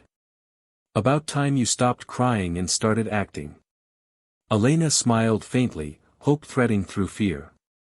Marcus blinked, relief flickering across his face. Andrew nodded, cautious, calculated. The narrator whispers. The first confrontation is never the end. It is the spark. The moment a man learns that to survive the system, he must first survive himself. The vent shifted beneath them again. The first trap had opened a path forward. But the next one would be far more dangerous. The vent shifted again. Cold metal pressed against their hands and knees. Every vibration a warning. Every hum a heartbeat of the house itself. Pete led the way. Elena close behind. Marcus stumbled halfway, nearly tipping over. Trump followed, rigid, fists clenched. Andrew brought up the rear, recorder held like a talisman. The narrator breathes. You've been here before. When the walls you trusted become adversaries. And the ground beneath you conspires with every shadow. Suddenly, the vent beneath Marcus groaned loudly, then collapsed a fraction of an inch. Enough for him to panic. He yelped, grabbing the sidewalls. The metal quivered under him like it was alive. The grid is learning, Andrew hissed. Every motion. Every misstep. It adapts. It punishes hesitation. Trump growled. Punishes hesitation. This is a house. Not some army. Pete paused. He felt the subtle shift beneath his hand, almost imperceptible. And then it hit him. The vents weren't just moving. They were reconfiguring. The path forward wasn't fixed anymore. It was dynamic. Directed. Elena whispered, trembling. Where does it want us to go? Pete's jaw clenched. I don't know. But it doesn't want us to get out. A metallic screech echoed ahead. Panels slid along the ceiling, rearranging.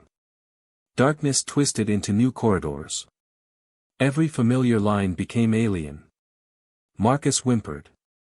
This isn't a house. It's a trap. The narrator leans in. And here's the part almost no one saw. The first trap teaches you fear. The second trap teaches you futility. Suddenly, a gust of air blasted against them. The vents narrowed, squeezing their bodies, forcing them to hunch. The hum escalated, fast, precise.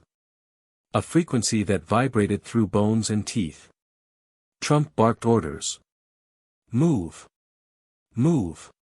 Move. But the vent twisted beneath them. Every step forward was calculated resistance. Andrew whispered urgently. It's not just hunting the recorder anymore. It's hunting the person who holds the intent. It wants you, Pete. Pete froze. The narrator whispers. You've felt this before. The moment when survival isn't about speed. But about understanding the rules the system never tells you. A shadow slithered along the vent wall. Not human. Not machine. A projection? Pete wasn't sure. The figure from the past flickered at the edge of his vision, still accusing, still demanding. You can't outrun yourself, Pete, it whispered again. Suddenly, the vent beneath Marcus gave way a fraction more. He screamed, grabbing the sides as the floor vibrated violently. Elena gasped. Pete, do something. Pete's hands clenched around the metal. He realized something essential. The house wasn't just reacting. It was predicting. Every fear, every hesitation, every heartbeat, logged, analyzed, weaponized. Trump roared. This is insane. We're trapped in a vent panel snapped shut behind him, separating him from the group. The hum pulsed with lethal intent. Trump cursed, pounding on the metal, but the system didn't respond. Andrew hissed. We need to split. It's isolating targets. Pete swallowed. He looked at Elena and Marcus. Go. Now. Elena clutched his arm. No. We stay together. Pete shook his head. The house will pick us off if we stay as one. We survive by becoming fragments. Marcus whimpered, voice breaking. I don't want to be alone. The narrator whispers. You know this feeling. When the system forces separation. And fear becomes your companion. Pete moved first, leading Elena into a narrowing vent corridor. Marcus stumbled behind, struggling to keep pace. Trump was trapped behind the snapping panels, shouting, pounding, but unheard. The vent shifted again. Sharp, deliberate, like a predator corralling prey. The narrator adds. And then, everything changed. A metallic click echoed. The vent beneath Pete's hand dropped slightly. Air rushed past him. A shadow darted ahead, fast, precise. Pete inhaled sharply. Stay close, he whispered. But remember, don't trust what you see. The house wasn't just a house anymore. It was a predator. And they were running through its veins. The storm outside intensified, but inside. Inside was a different storm entirely. A storm that knew their names. A storm that remembered their secrets. A storm that hunted them. And was winning. The vent narrowed sharply. Pete led Elena through the steel corridor. Marcus stumbled behind, panic clawing at every step.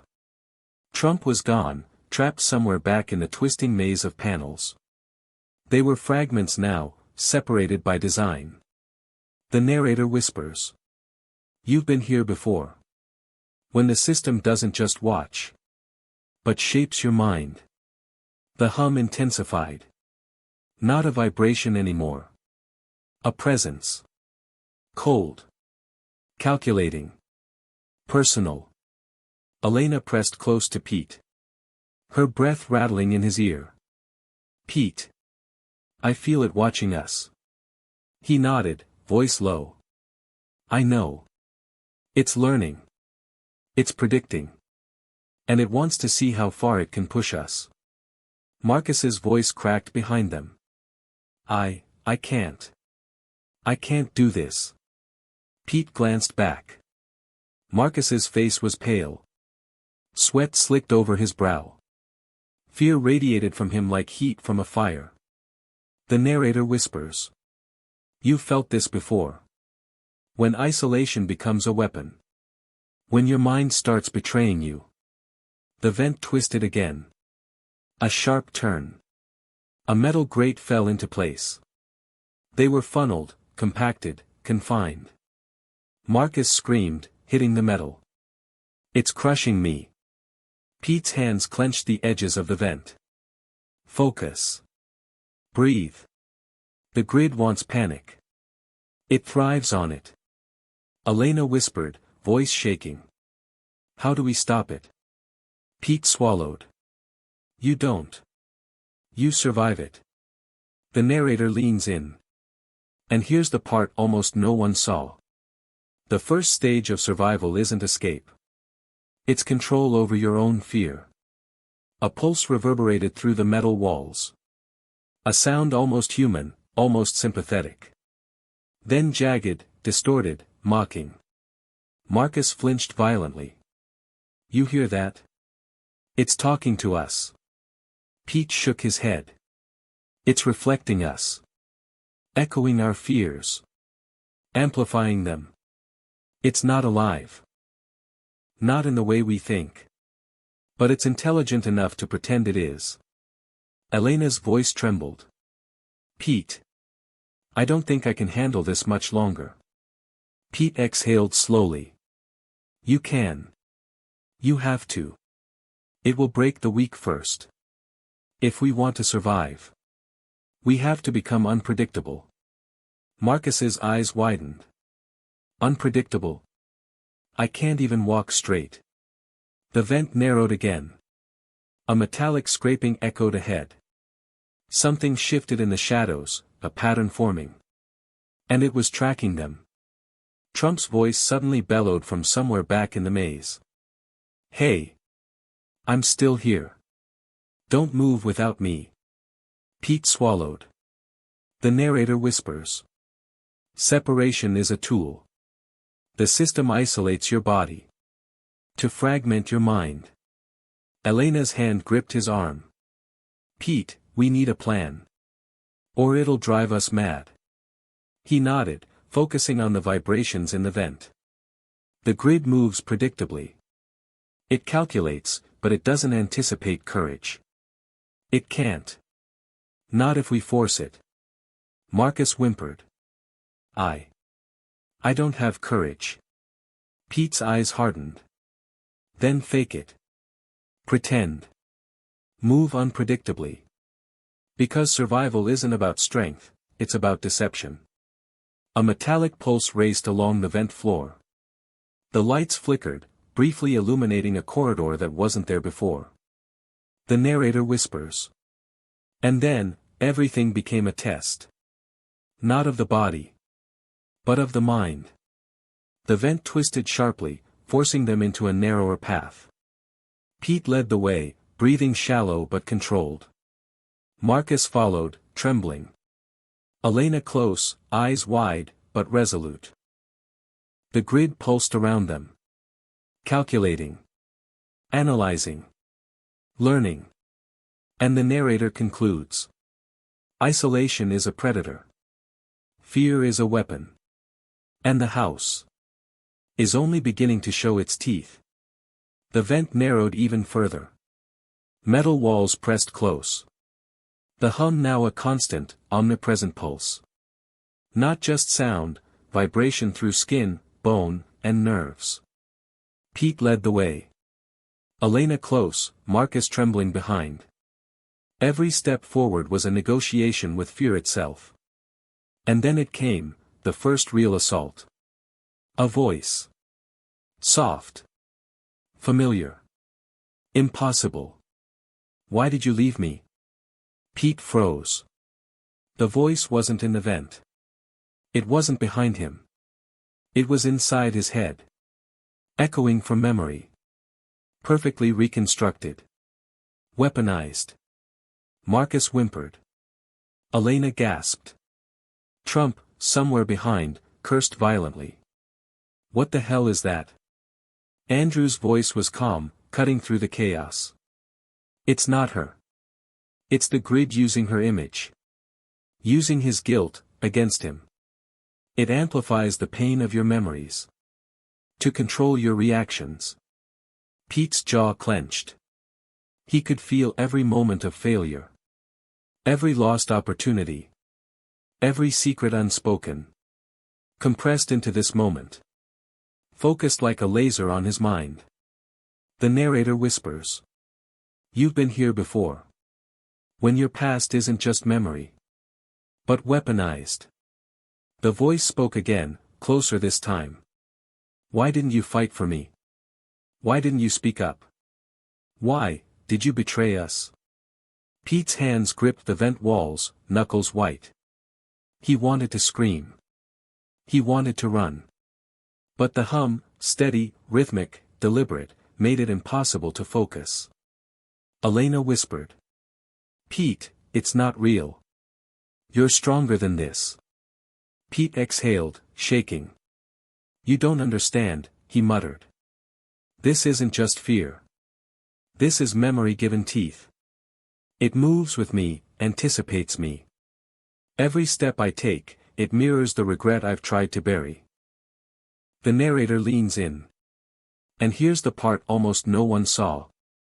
The grid doesn't need to hurt your body. It hurts your mind.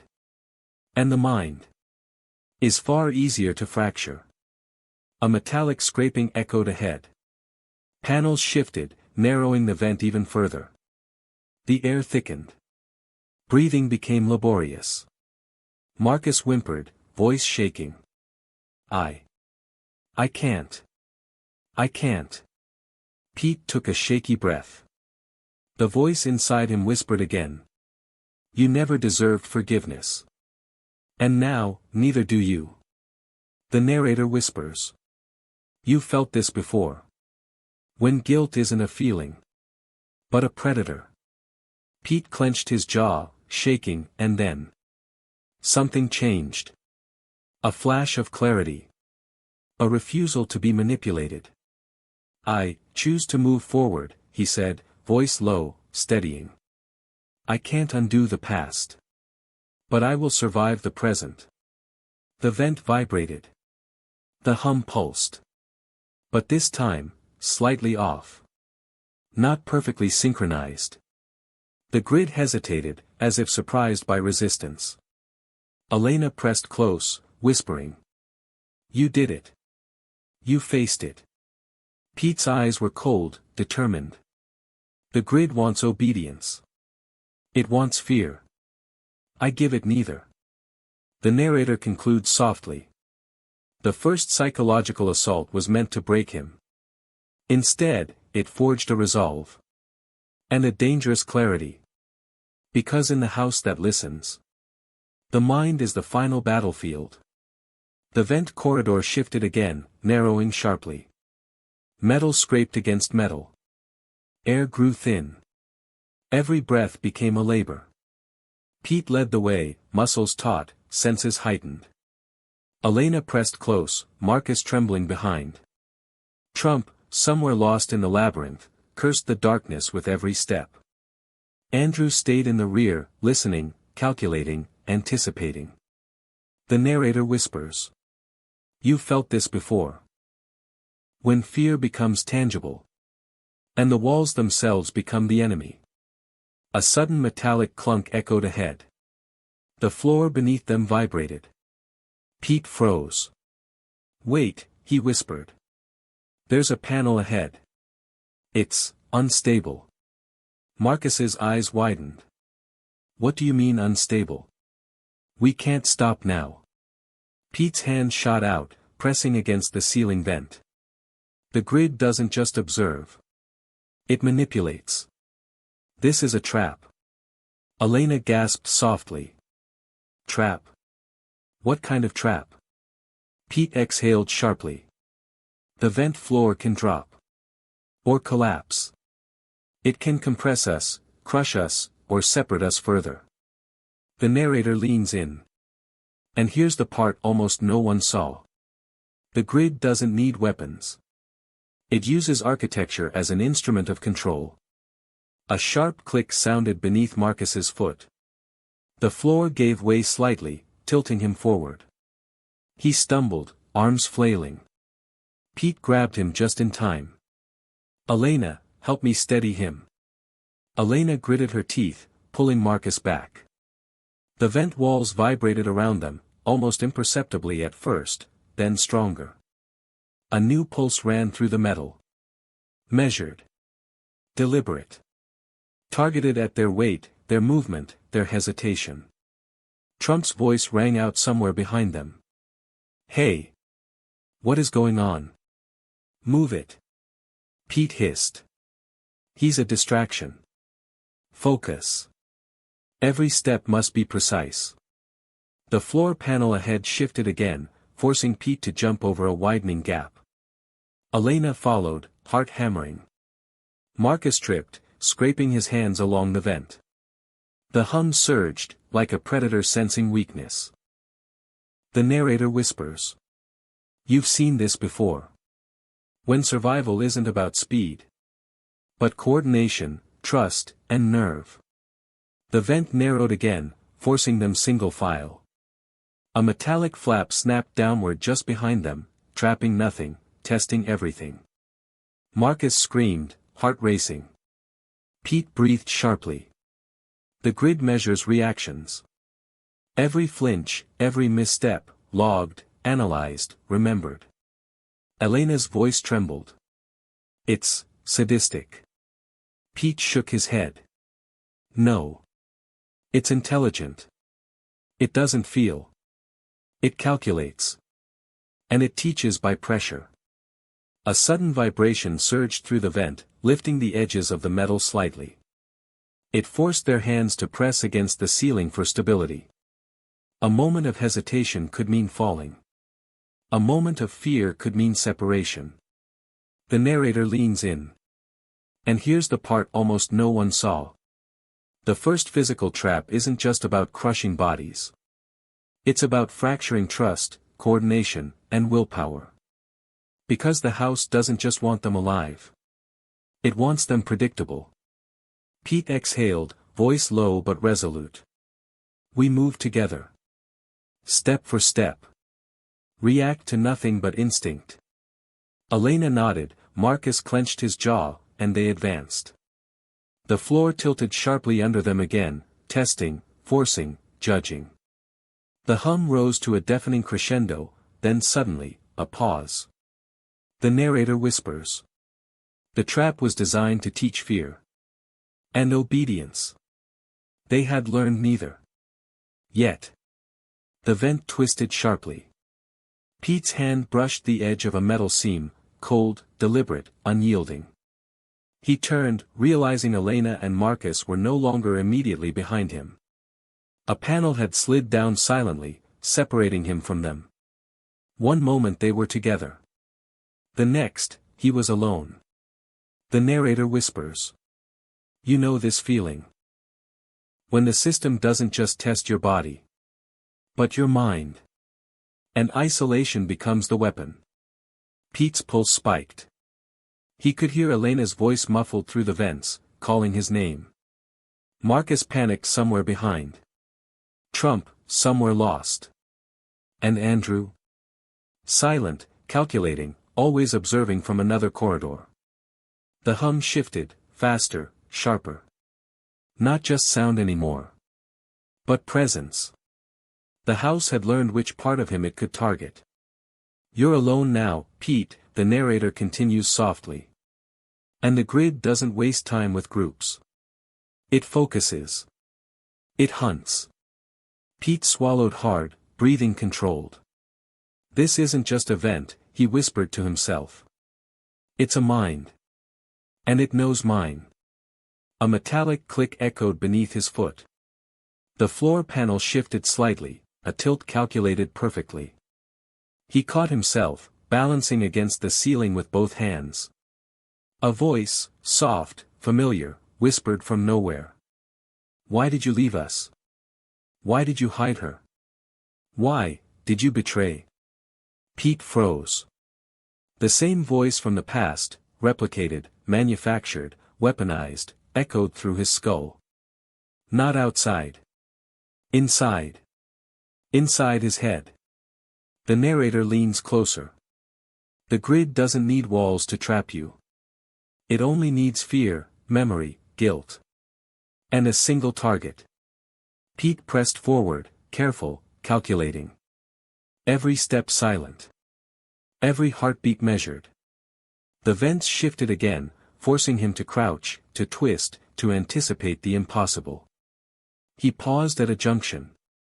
Two paths. Both narrow. Both potentially lethal. The narrator whispers. You've asked this question too. Which way do you go? When every choice is a test. Pete exhaled. He chose the left path, instincts guiding him. Immediately, the vents narrowed sharply. Metal walls pressed close. A mechanical vibration ran through the floor, testing weight distribution, balance, reaction. The figure from the past flickered at the edge of his vision. Not fully visible. Not fully real. But enough to make him hesitate.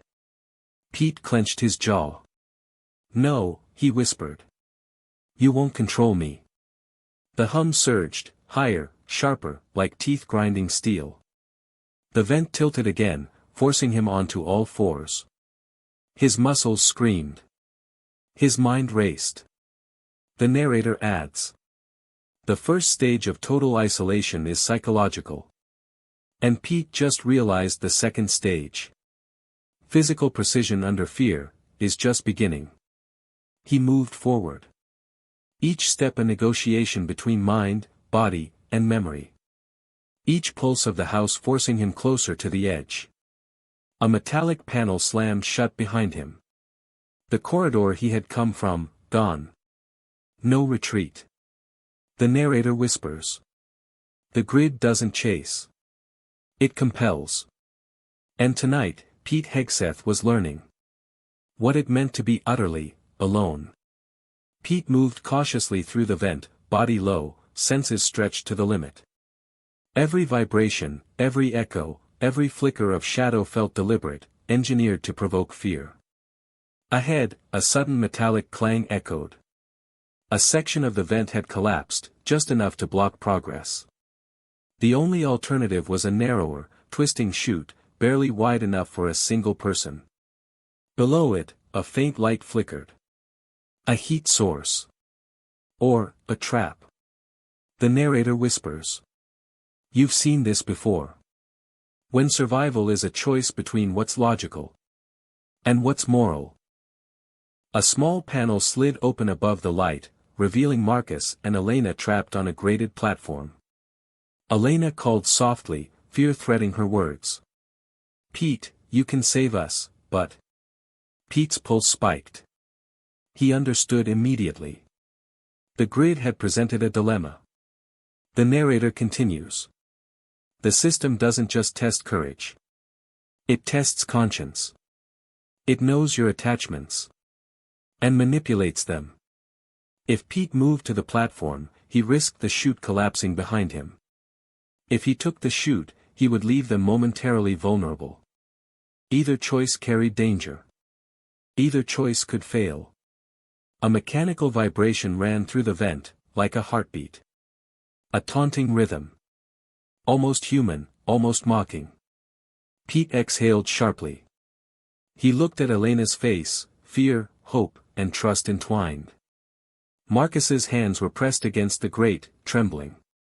And somewhere, behind the walls, Trump's frustrated yelling echoed faintly. Pete whispered.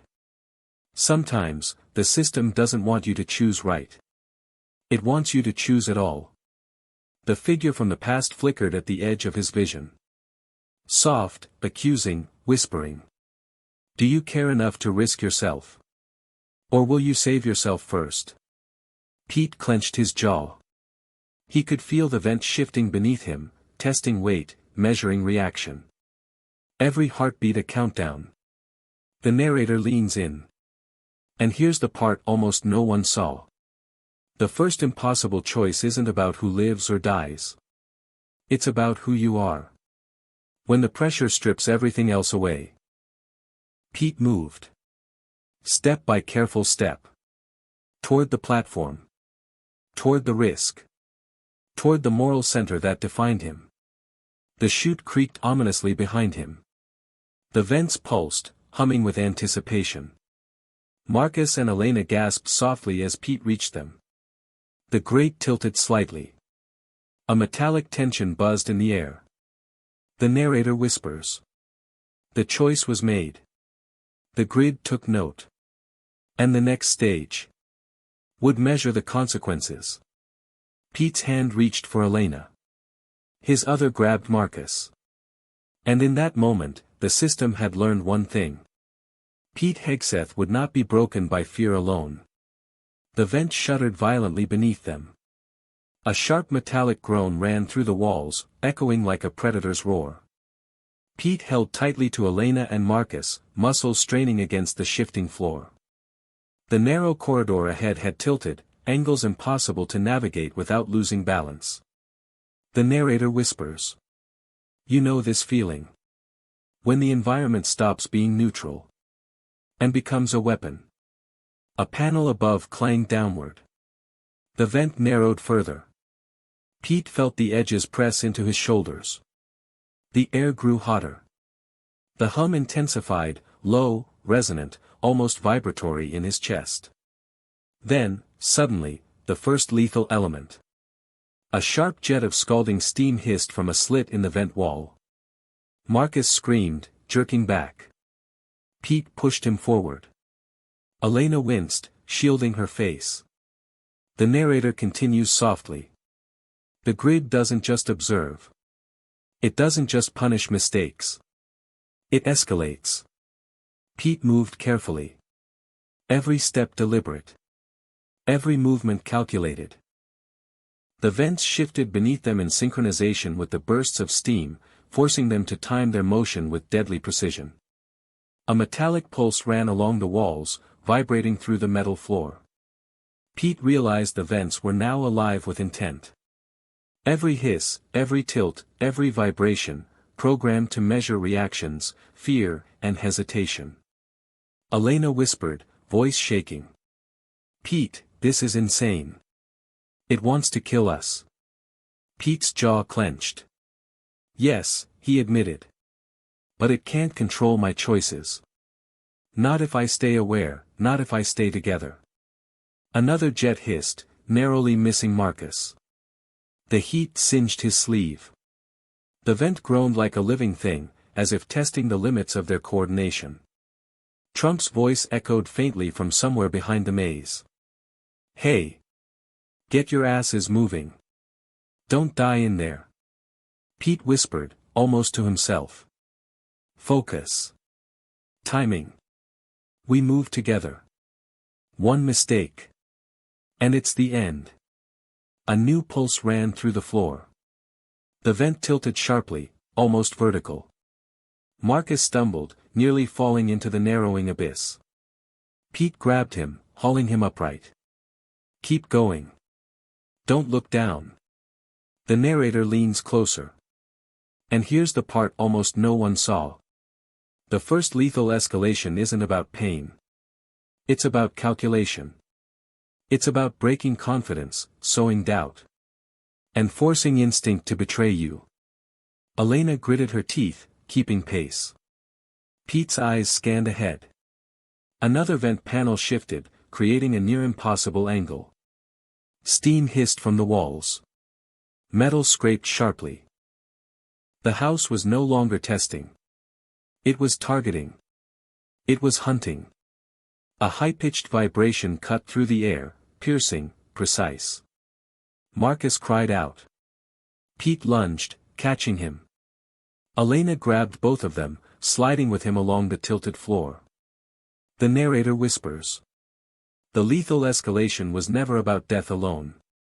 It was about fear, focus, and the calculus of survival. And the grid was already several moves ahead. The vent corridor twisted sharply again, leading them into total darkness. Only the faint pulse of the house's hum guided them forward. The first lives nearly lost. But the game was far from over. The darkness pressed in, heavy and absolute. Every breath echoed in the narrow vent, every heartbeat amplified. Pete led Elena and Marcus forward, muscles straining, senses sharpened. The lethal pulses of steam and shifting metal had stopped, for now. The narrator whispers. You've felt this before. When fear dominates every step. And suddenly, a glimmer of possibility appears. Ahead, a faint glow caught Pete's eye. Not a vent light. Not a reflection. Something else, an irregular pulse, off rhythm, imperfect. Pete stopped. He crouched low, studying the walls. The hum of the vent vibrated through the metal, offbeat, subtle, almost like a heartbeat out of sync. Wait, he whispered. I see something. The pulses, they're uneven. Elena leaned closer, voice trembling. What does that mean? Pete's eyes narrowed. It means the system isn't perfect. Even the most intelligent. The most calculating. Has flaws. The narrator leans in. And here's the part almost no one saw. When systems are designed to control, They leave traces of weakness. Small, almost invisible. But exploitable. Pete moved closer to the glowing panel. He pressed his hand to it, feeling vibrations beneath the metal. A subtle delay. A momentary lag. A pattern breaking. Marcus whispered, awe mixed with fear. Are we about to beat it? Pete shook his head. Not yet. But we can force it into mistakes. We can manipulate its rhythm. Elena's hand brushed his shoulder. You really think we can? Pete exhaled, voice low and steady. Yes. The grid anticipates reactions, fear, hesitation. But it can't anticipate intention if we disrupt the pattern. We move unpredictably. We force it to react. And in that reaction, we find our chance. A faint vibration pulsed beneath Pete's hand. The vent walls shifted slightly, testing, probing. But now he had the rhythm, the grid's heartbeat. The narrator whispers. You've been running from control. But control has a weakness. Even the most relentless system can be outmaneuvered. If you understand its limits. Pete nodded to Elena and Marcus. Stay close. Follow my lead. We're going to push it. And force it to reveal its next move. The vent pulse quickened, almost sensing the challenge. The house's hum rose, sharp, responsive, alive. The predator had noticed its prey was no longer predictable. The narrator concludes softly. This was the moment of revelation. The first spark of hope. The first glimpse of control. In a system designed to erase it. And the storm was just beginning to bend to their will. The vent pulsed beneath them, alive with rhythm and anticipation. Pete crouched low, studying the subtle shifts in the metal.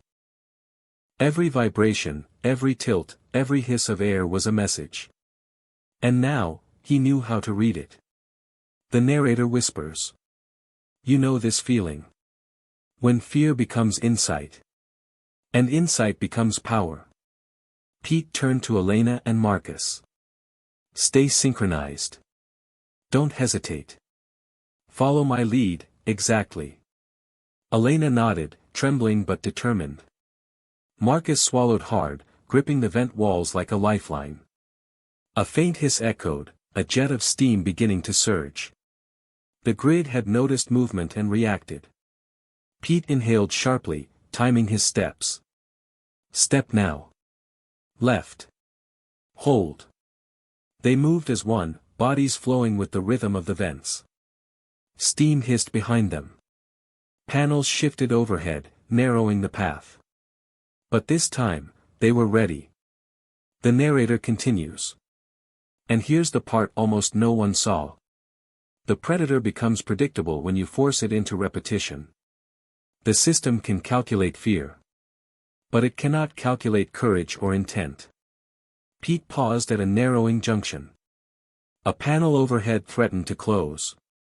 His hand shot up, holding it just long enough for Elena and Marcus to slip through. Marcus gasped.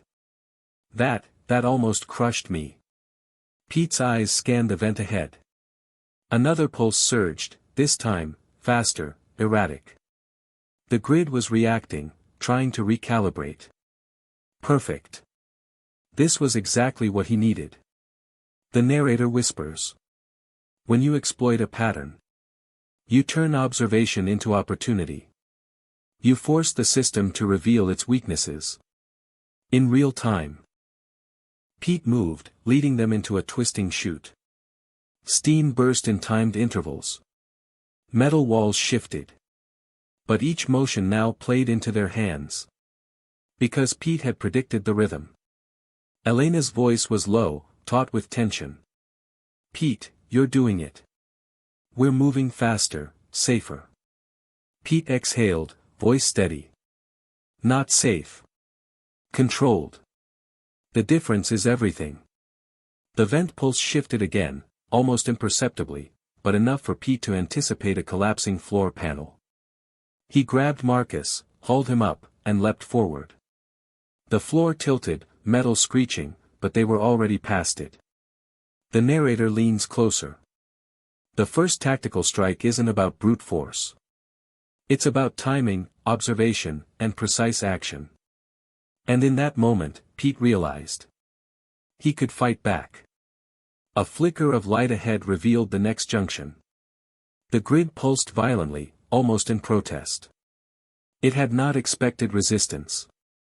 And now it was improvising. The narrator whispers. "You've felt this before. The predator hesitates when its prey becomes clever. And clever prey can bend the rules without breaking them." Pete pressed forward, determination etched in every movement. The vents no longer dictated their pace, they followed his. The grid had been challenged. And for the first time, it could be outsmarted. The vent opened into a massive chamber. Cold metal walls stretched upward, disappearing into shadows. Flickering lights pulsed rhythmically along conduits that ran like veins. Pete stopped, breath shallow, eyes scanning. The narrator whispers. "You know this feeling. When you step into the lair of the system. And the scale of control becomes undeniable." Pipes hissed, steam venting in precise bursts. Metal floors vibrated. Every movement echoed across the cavernous space. And at the center, a console. A glowing array of panels, dials, and displays, alive, humming with intent. Pete stepped forward cautiously. Elena and Marcus close behind. The narrator continues. "This is the heart. The brain. The mechanism that had watched, calculated, and hunted them from the start." Trump's voice rang out somewhere behind the maze. "Finally. What took you so long? Looks like a damn spaceship in here." Pete ignored him. Every instinct screamed, focus. The vents had led them here for a reason. The grid central control chamber was exposed, vulnerable. But deadly. Andrew's voice cut softly through the comms. "This is it. The system's brain. If you can disrupt this, you can force every trap to pause.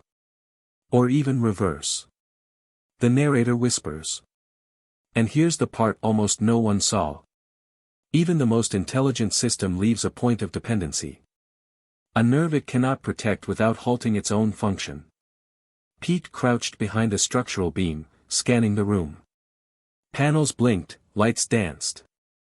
A pulse of energy surged through the floor, synchronized with the vent's hum. He noted a pattern, irregularities in timing and response. "Elena," he whispered, voice low. "I need you to keep watch on the vents. Marcus, help me with the panel sequence." Elena nodded, hands trembling but steady. Marcus swallowed hard. The tension was nearly unbearable. Every second mattered. The narrator leans closer. The central chamber is more than a control hub. It's a psychological trap. Every light, sound, and movement is designed to overwhelm. To fracture focus.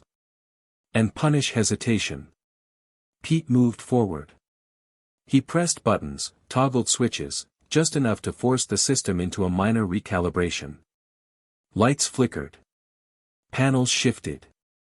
A hiss of steam erupted, but their path remained open. The narrator whispers. "You've seen this before. The true leverage isn't in force. It's in understanding the rhythm of the machine." Suddenly, a large panel slid downward, blocking the exit behind them. The hum intensified. The chamber seemed to breathe around them. The grid had recognized the intrusion. It was learning. Pete's jaw clenched. "This is it. We push forward, disrupt the heart, and force it to react to us. Not the other way around." The narrator adds softly. The central chamber wasn't just a physical location. It was the culmination of every fear, every test, every trap. And now, the hunters would become the hunted. Pete took a deep breath. Marcus and Elena mirrored his focus. The final confrontation with the system's core, its brain, its pulse, its life, was about to begin. The chamber shuddered. Lights flickered violently. Metal groaned. The vents pulsed in synchronized chaos. Pete crouched low, hands on the central panel. Marcus and Elena flanked him, tense, poised. Every second stretched, measured, critical. The narrator whispers. "You've felt this before. When control becomes absolute. And rebellion feels impossible." The grid responded instantly. Panels slammed down around them. Jets of steam hissed from the walls. Floor sections shifted violently, tilting, vibrating, collapsing. Every trap they had faced before now combined into a single, overwhelming assault. Elena screamed, ducking under a swinging pipe. Marcus stumbled, nearly crushed by a vent wall tilting sharply. Pete grabbed him, yanking him back just in time. The narrator continues. The final test isn't just survival. It's coordination, courage, and clarity under relentless pressure. The hum of the chamber intensified, sharp, precise, almost sentient. It pulsed in reaction to their movements, predicting, adapting, punishing hesitation. The vents became an extension of the system's will. Every step forward had to be calculated with surgical precision. Pete's eyes locked on the control panels. Every light, every pulse, every flicker revealed a pattern. And in that pattern, a vulnerability. A single sequence, executed flawlessly, could disrupt the system's rhythm, forcing it into temporary paralysis. He whispered to Marcus and Elena. "Follow me exactly. Every move matters. We push together, or we don't push at all." The narrator leans in. And here's the part almost no one saw. When the system is pushed to its limits, it becomes predictable. But only if you dare to act. Pete initiated the sequence. Lights flickered violently. Metal walls rattled. Steam hissed in a crescendo of chaos. The grid fought back with precision. Panels swung shut, aiming to trap, crush, or separate. Heat surged from the walls. The floor tilted sharply beneath them. Marcus cried out, nearly losing balance. Pete grabbed him, dragging him into alignment. Elena moved with perfect timing, shielding herself from falling debris. The narrator whispers. "You've seen this before. When the odds are impossible, courage becomes more than instinct. It becomes survival strategy." Step by step, motion by motion, they executed the sequence. The grid faltered, miscalculating. The vents shuddered, panels froze momentarily. Steam blasts misfired. A path forward opened, a narrow corridor leading toward the exit. Pete exhaled sharply. Marcus and Elena mirrored his relief, but the narrator reminds. The storm isn't over. It's only shifting. Because a system that fights back like this will remember every move. The chamber's pulse began to stabilize, but the vents remained tense, ready to strike. The team had survived the ultimate assault. But only by embracing precision, trust, and unflinching courage. The narrator concludes softly. And in that chaos, they learned the truth. The house, the system, the predator. It could be challenged. It could be outsmarted. But only when fear was met with clarity. And courage was more than instinct. The corridor opened into a faint glow. Sunlight, or something like it, filtered through cracks in the metal. The vents ended. The grid's pulse faded. The hum was distant, almost reflective. Pete stepped forward, leading Marcus and Elena. Every muscle ached. Every nerve fired. But they were together. They had survived. The narrator whispers. "You felt this before. When the storm ends. And silence returns." They emerged into an abandoned factory floor. Rusting machinery. Dust motes dancing in the light. A quiet so heavy it pressed against the chest. And yet, freedom. Elena exhaled, voice trembling. We made it. Marcus nodded, still shaken. I can't believe we're alive. Pete looked back at the vent entrance, now dark and silent. The labyrinth that had tested every fear, every instinct, every memory, was behind them. The narrator continues. The house didn't just test the body. It tested identity. It measured morality, courage, and focus. And those who survived emerged changed. Trump's distant voice carried faintly from the maze, frustrated but alive. A reminder that chaos and humanity often coexist. Pete turned to Elena and Marcus.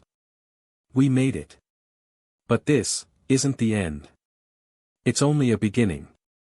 Every choice, every hesitation, every act of courage. It echoes. It shapes what comes next. The narrator leans in softly. Freedom isn't inherited. It's practiced. And survival isn't just a victory of body, but of mind, of heart, of spirit. They walked forward, shadows stretching behind them. The factory was silent, but alive with memory. Every echo of the vents, every hiss, every pulse, was a reminder. The narrator whispers. So when your moment comes, what will you choose to become? And maybe this is where everything begins again. The light strengthened. They stepped fully into it. The house, the grid, the labyrinth of fear. Left behind, but never forgotten. The narrator's final words. And in the silence after the storm, the mind remembers courage. The heart remembers choice. And the soul finally learns to breathe again.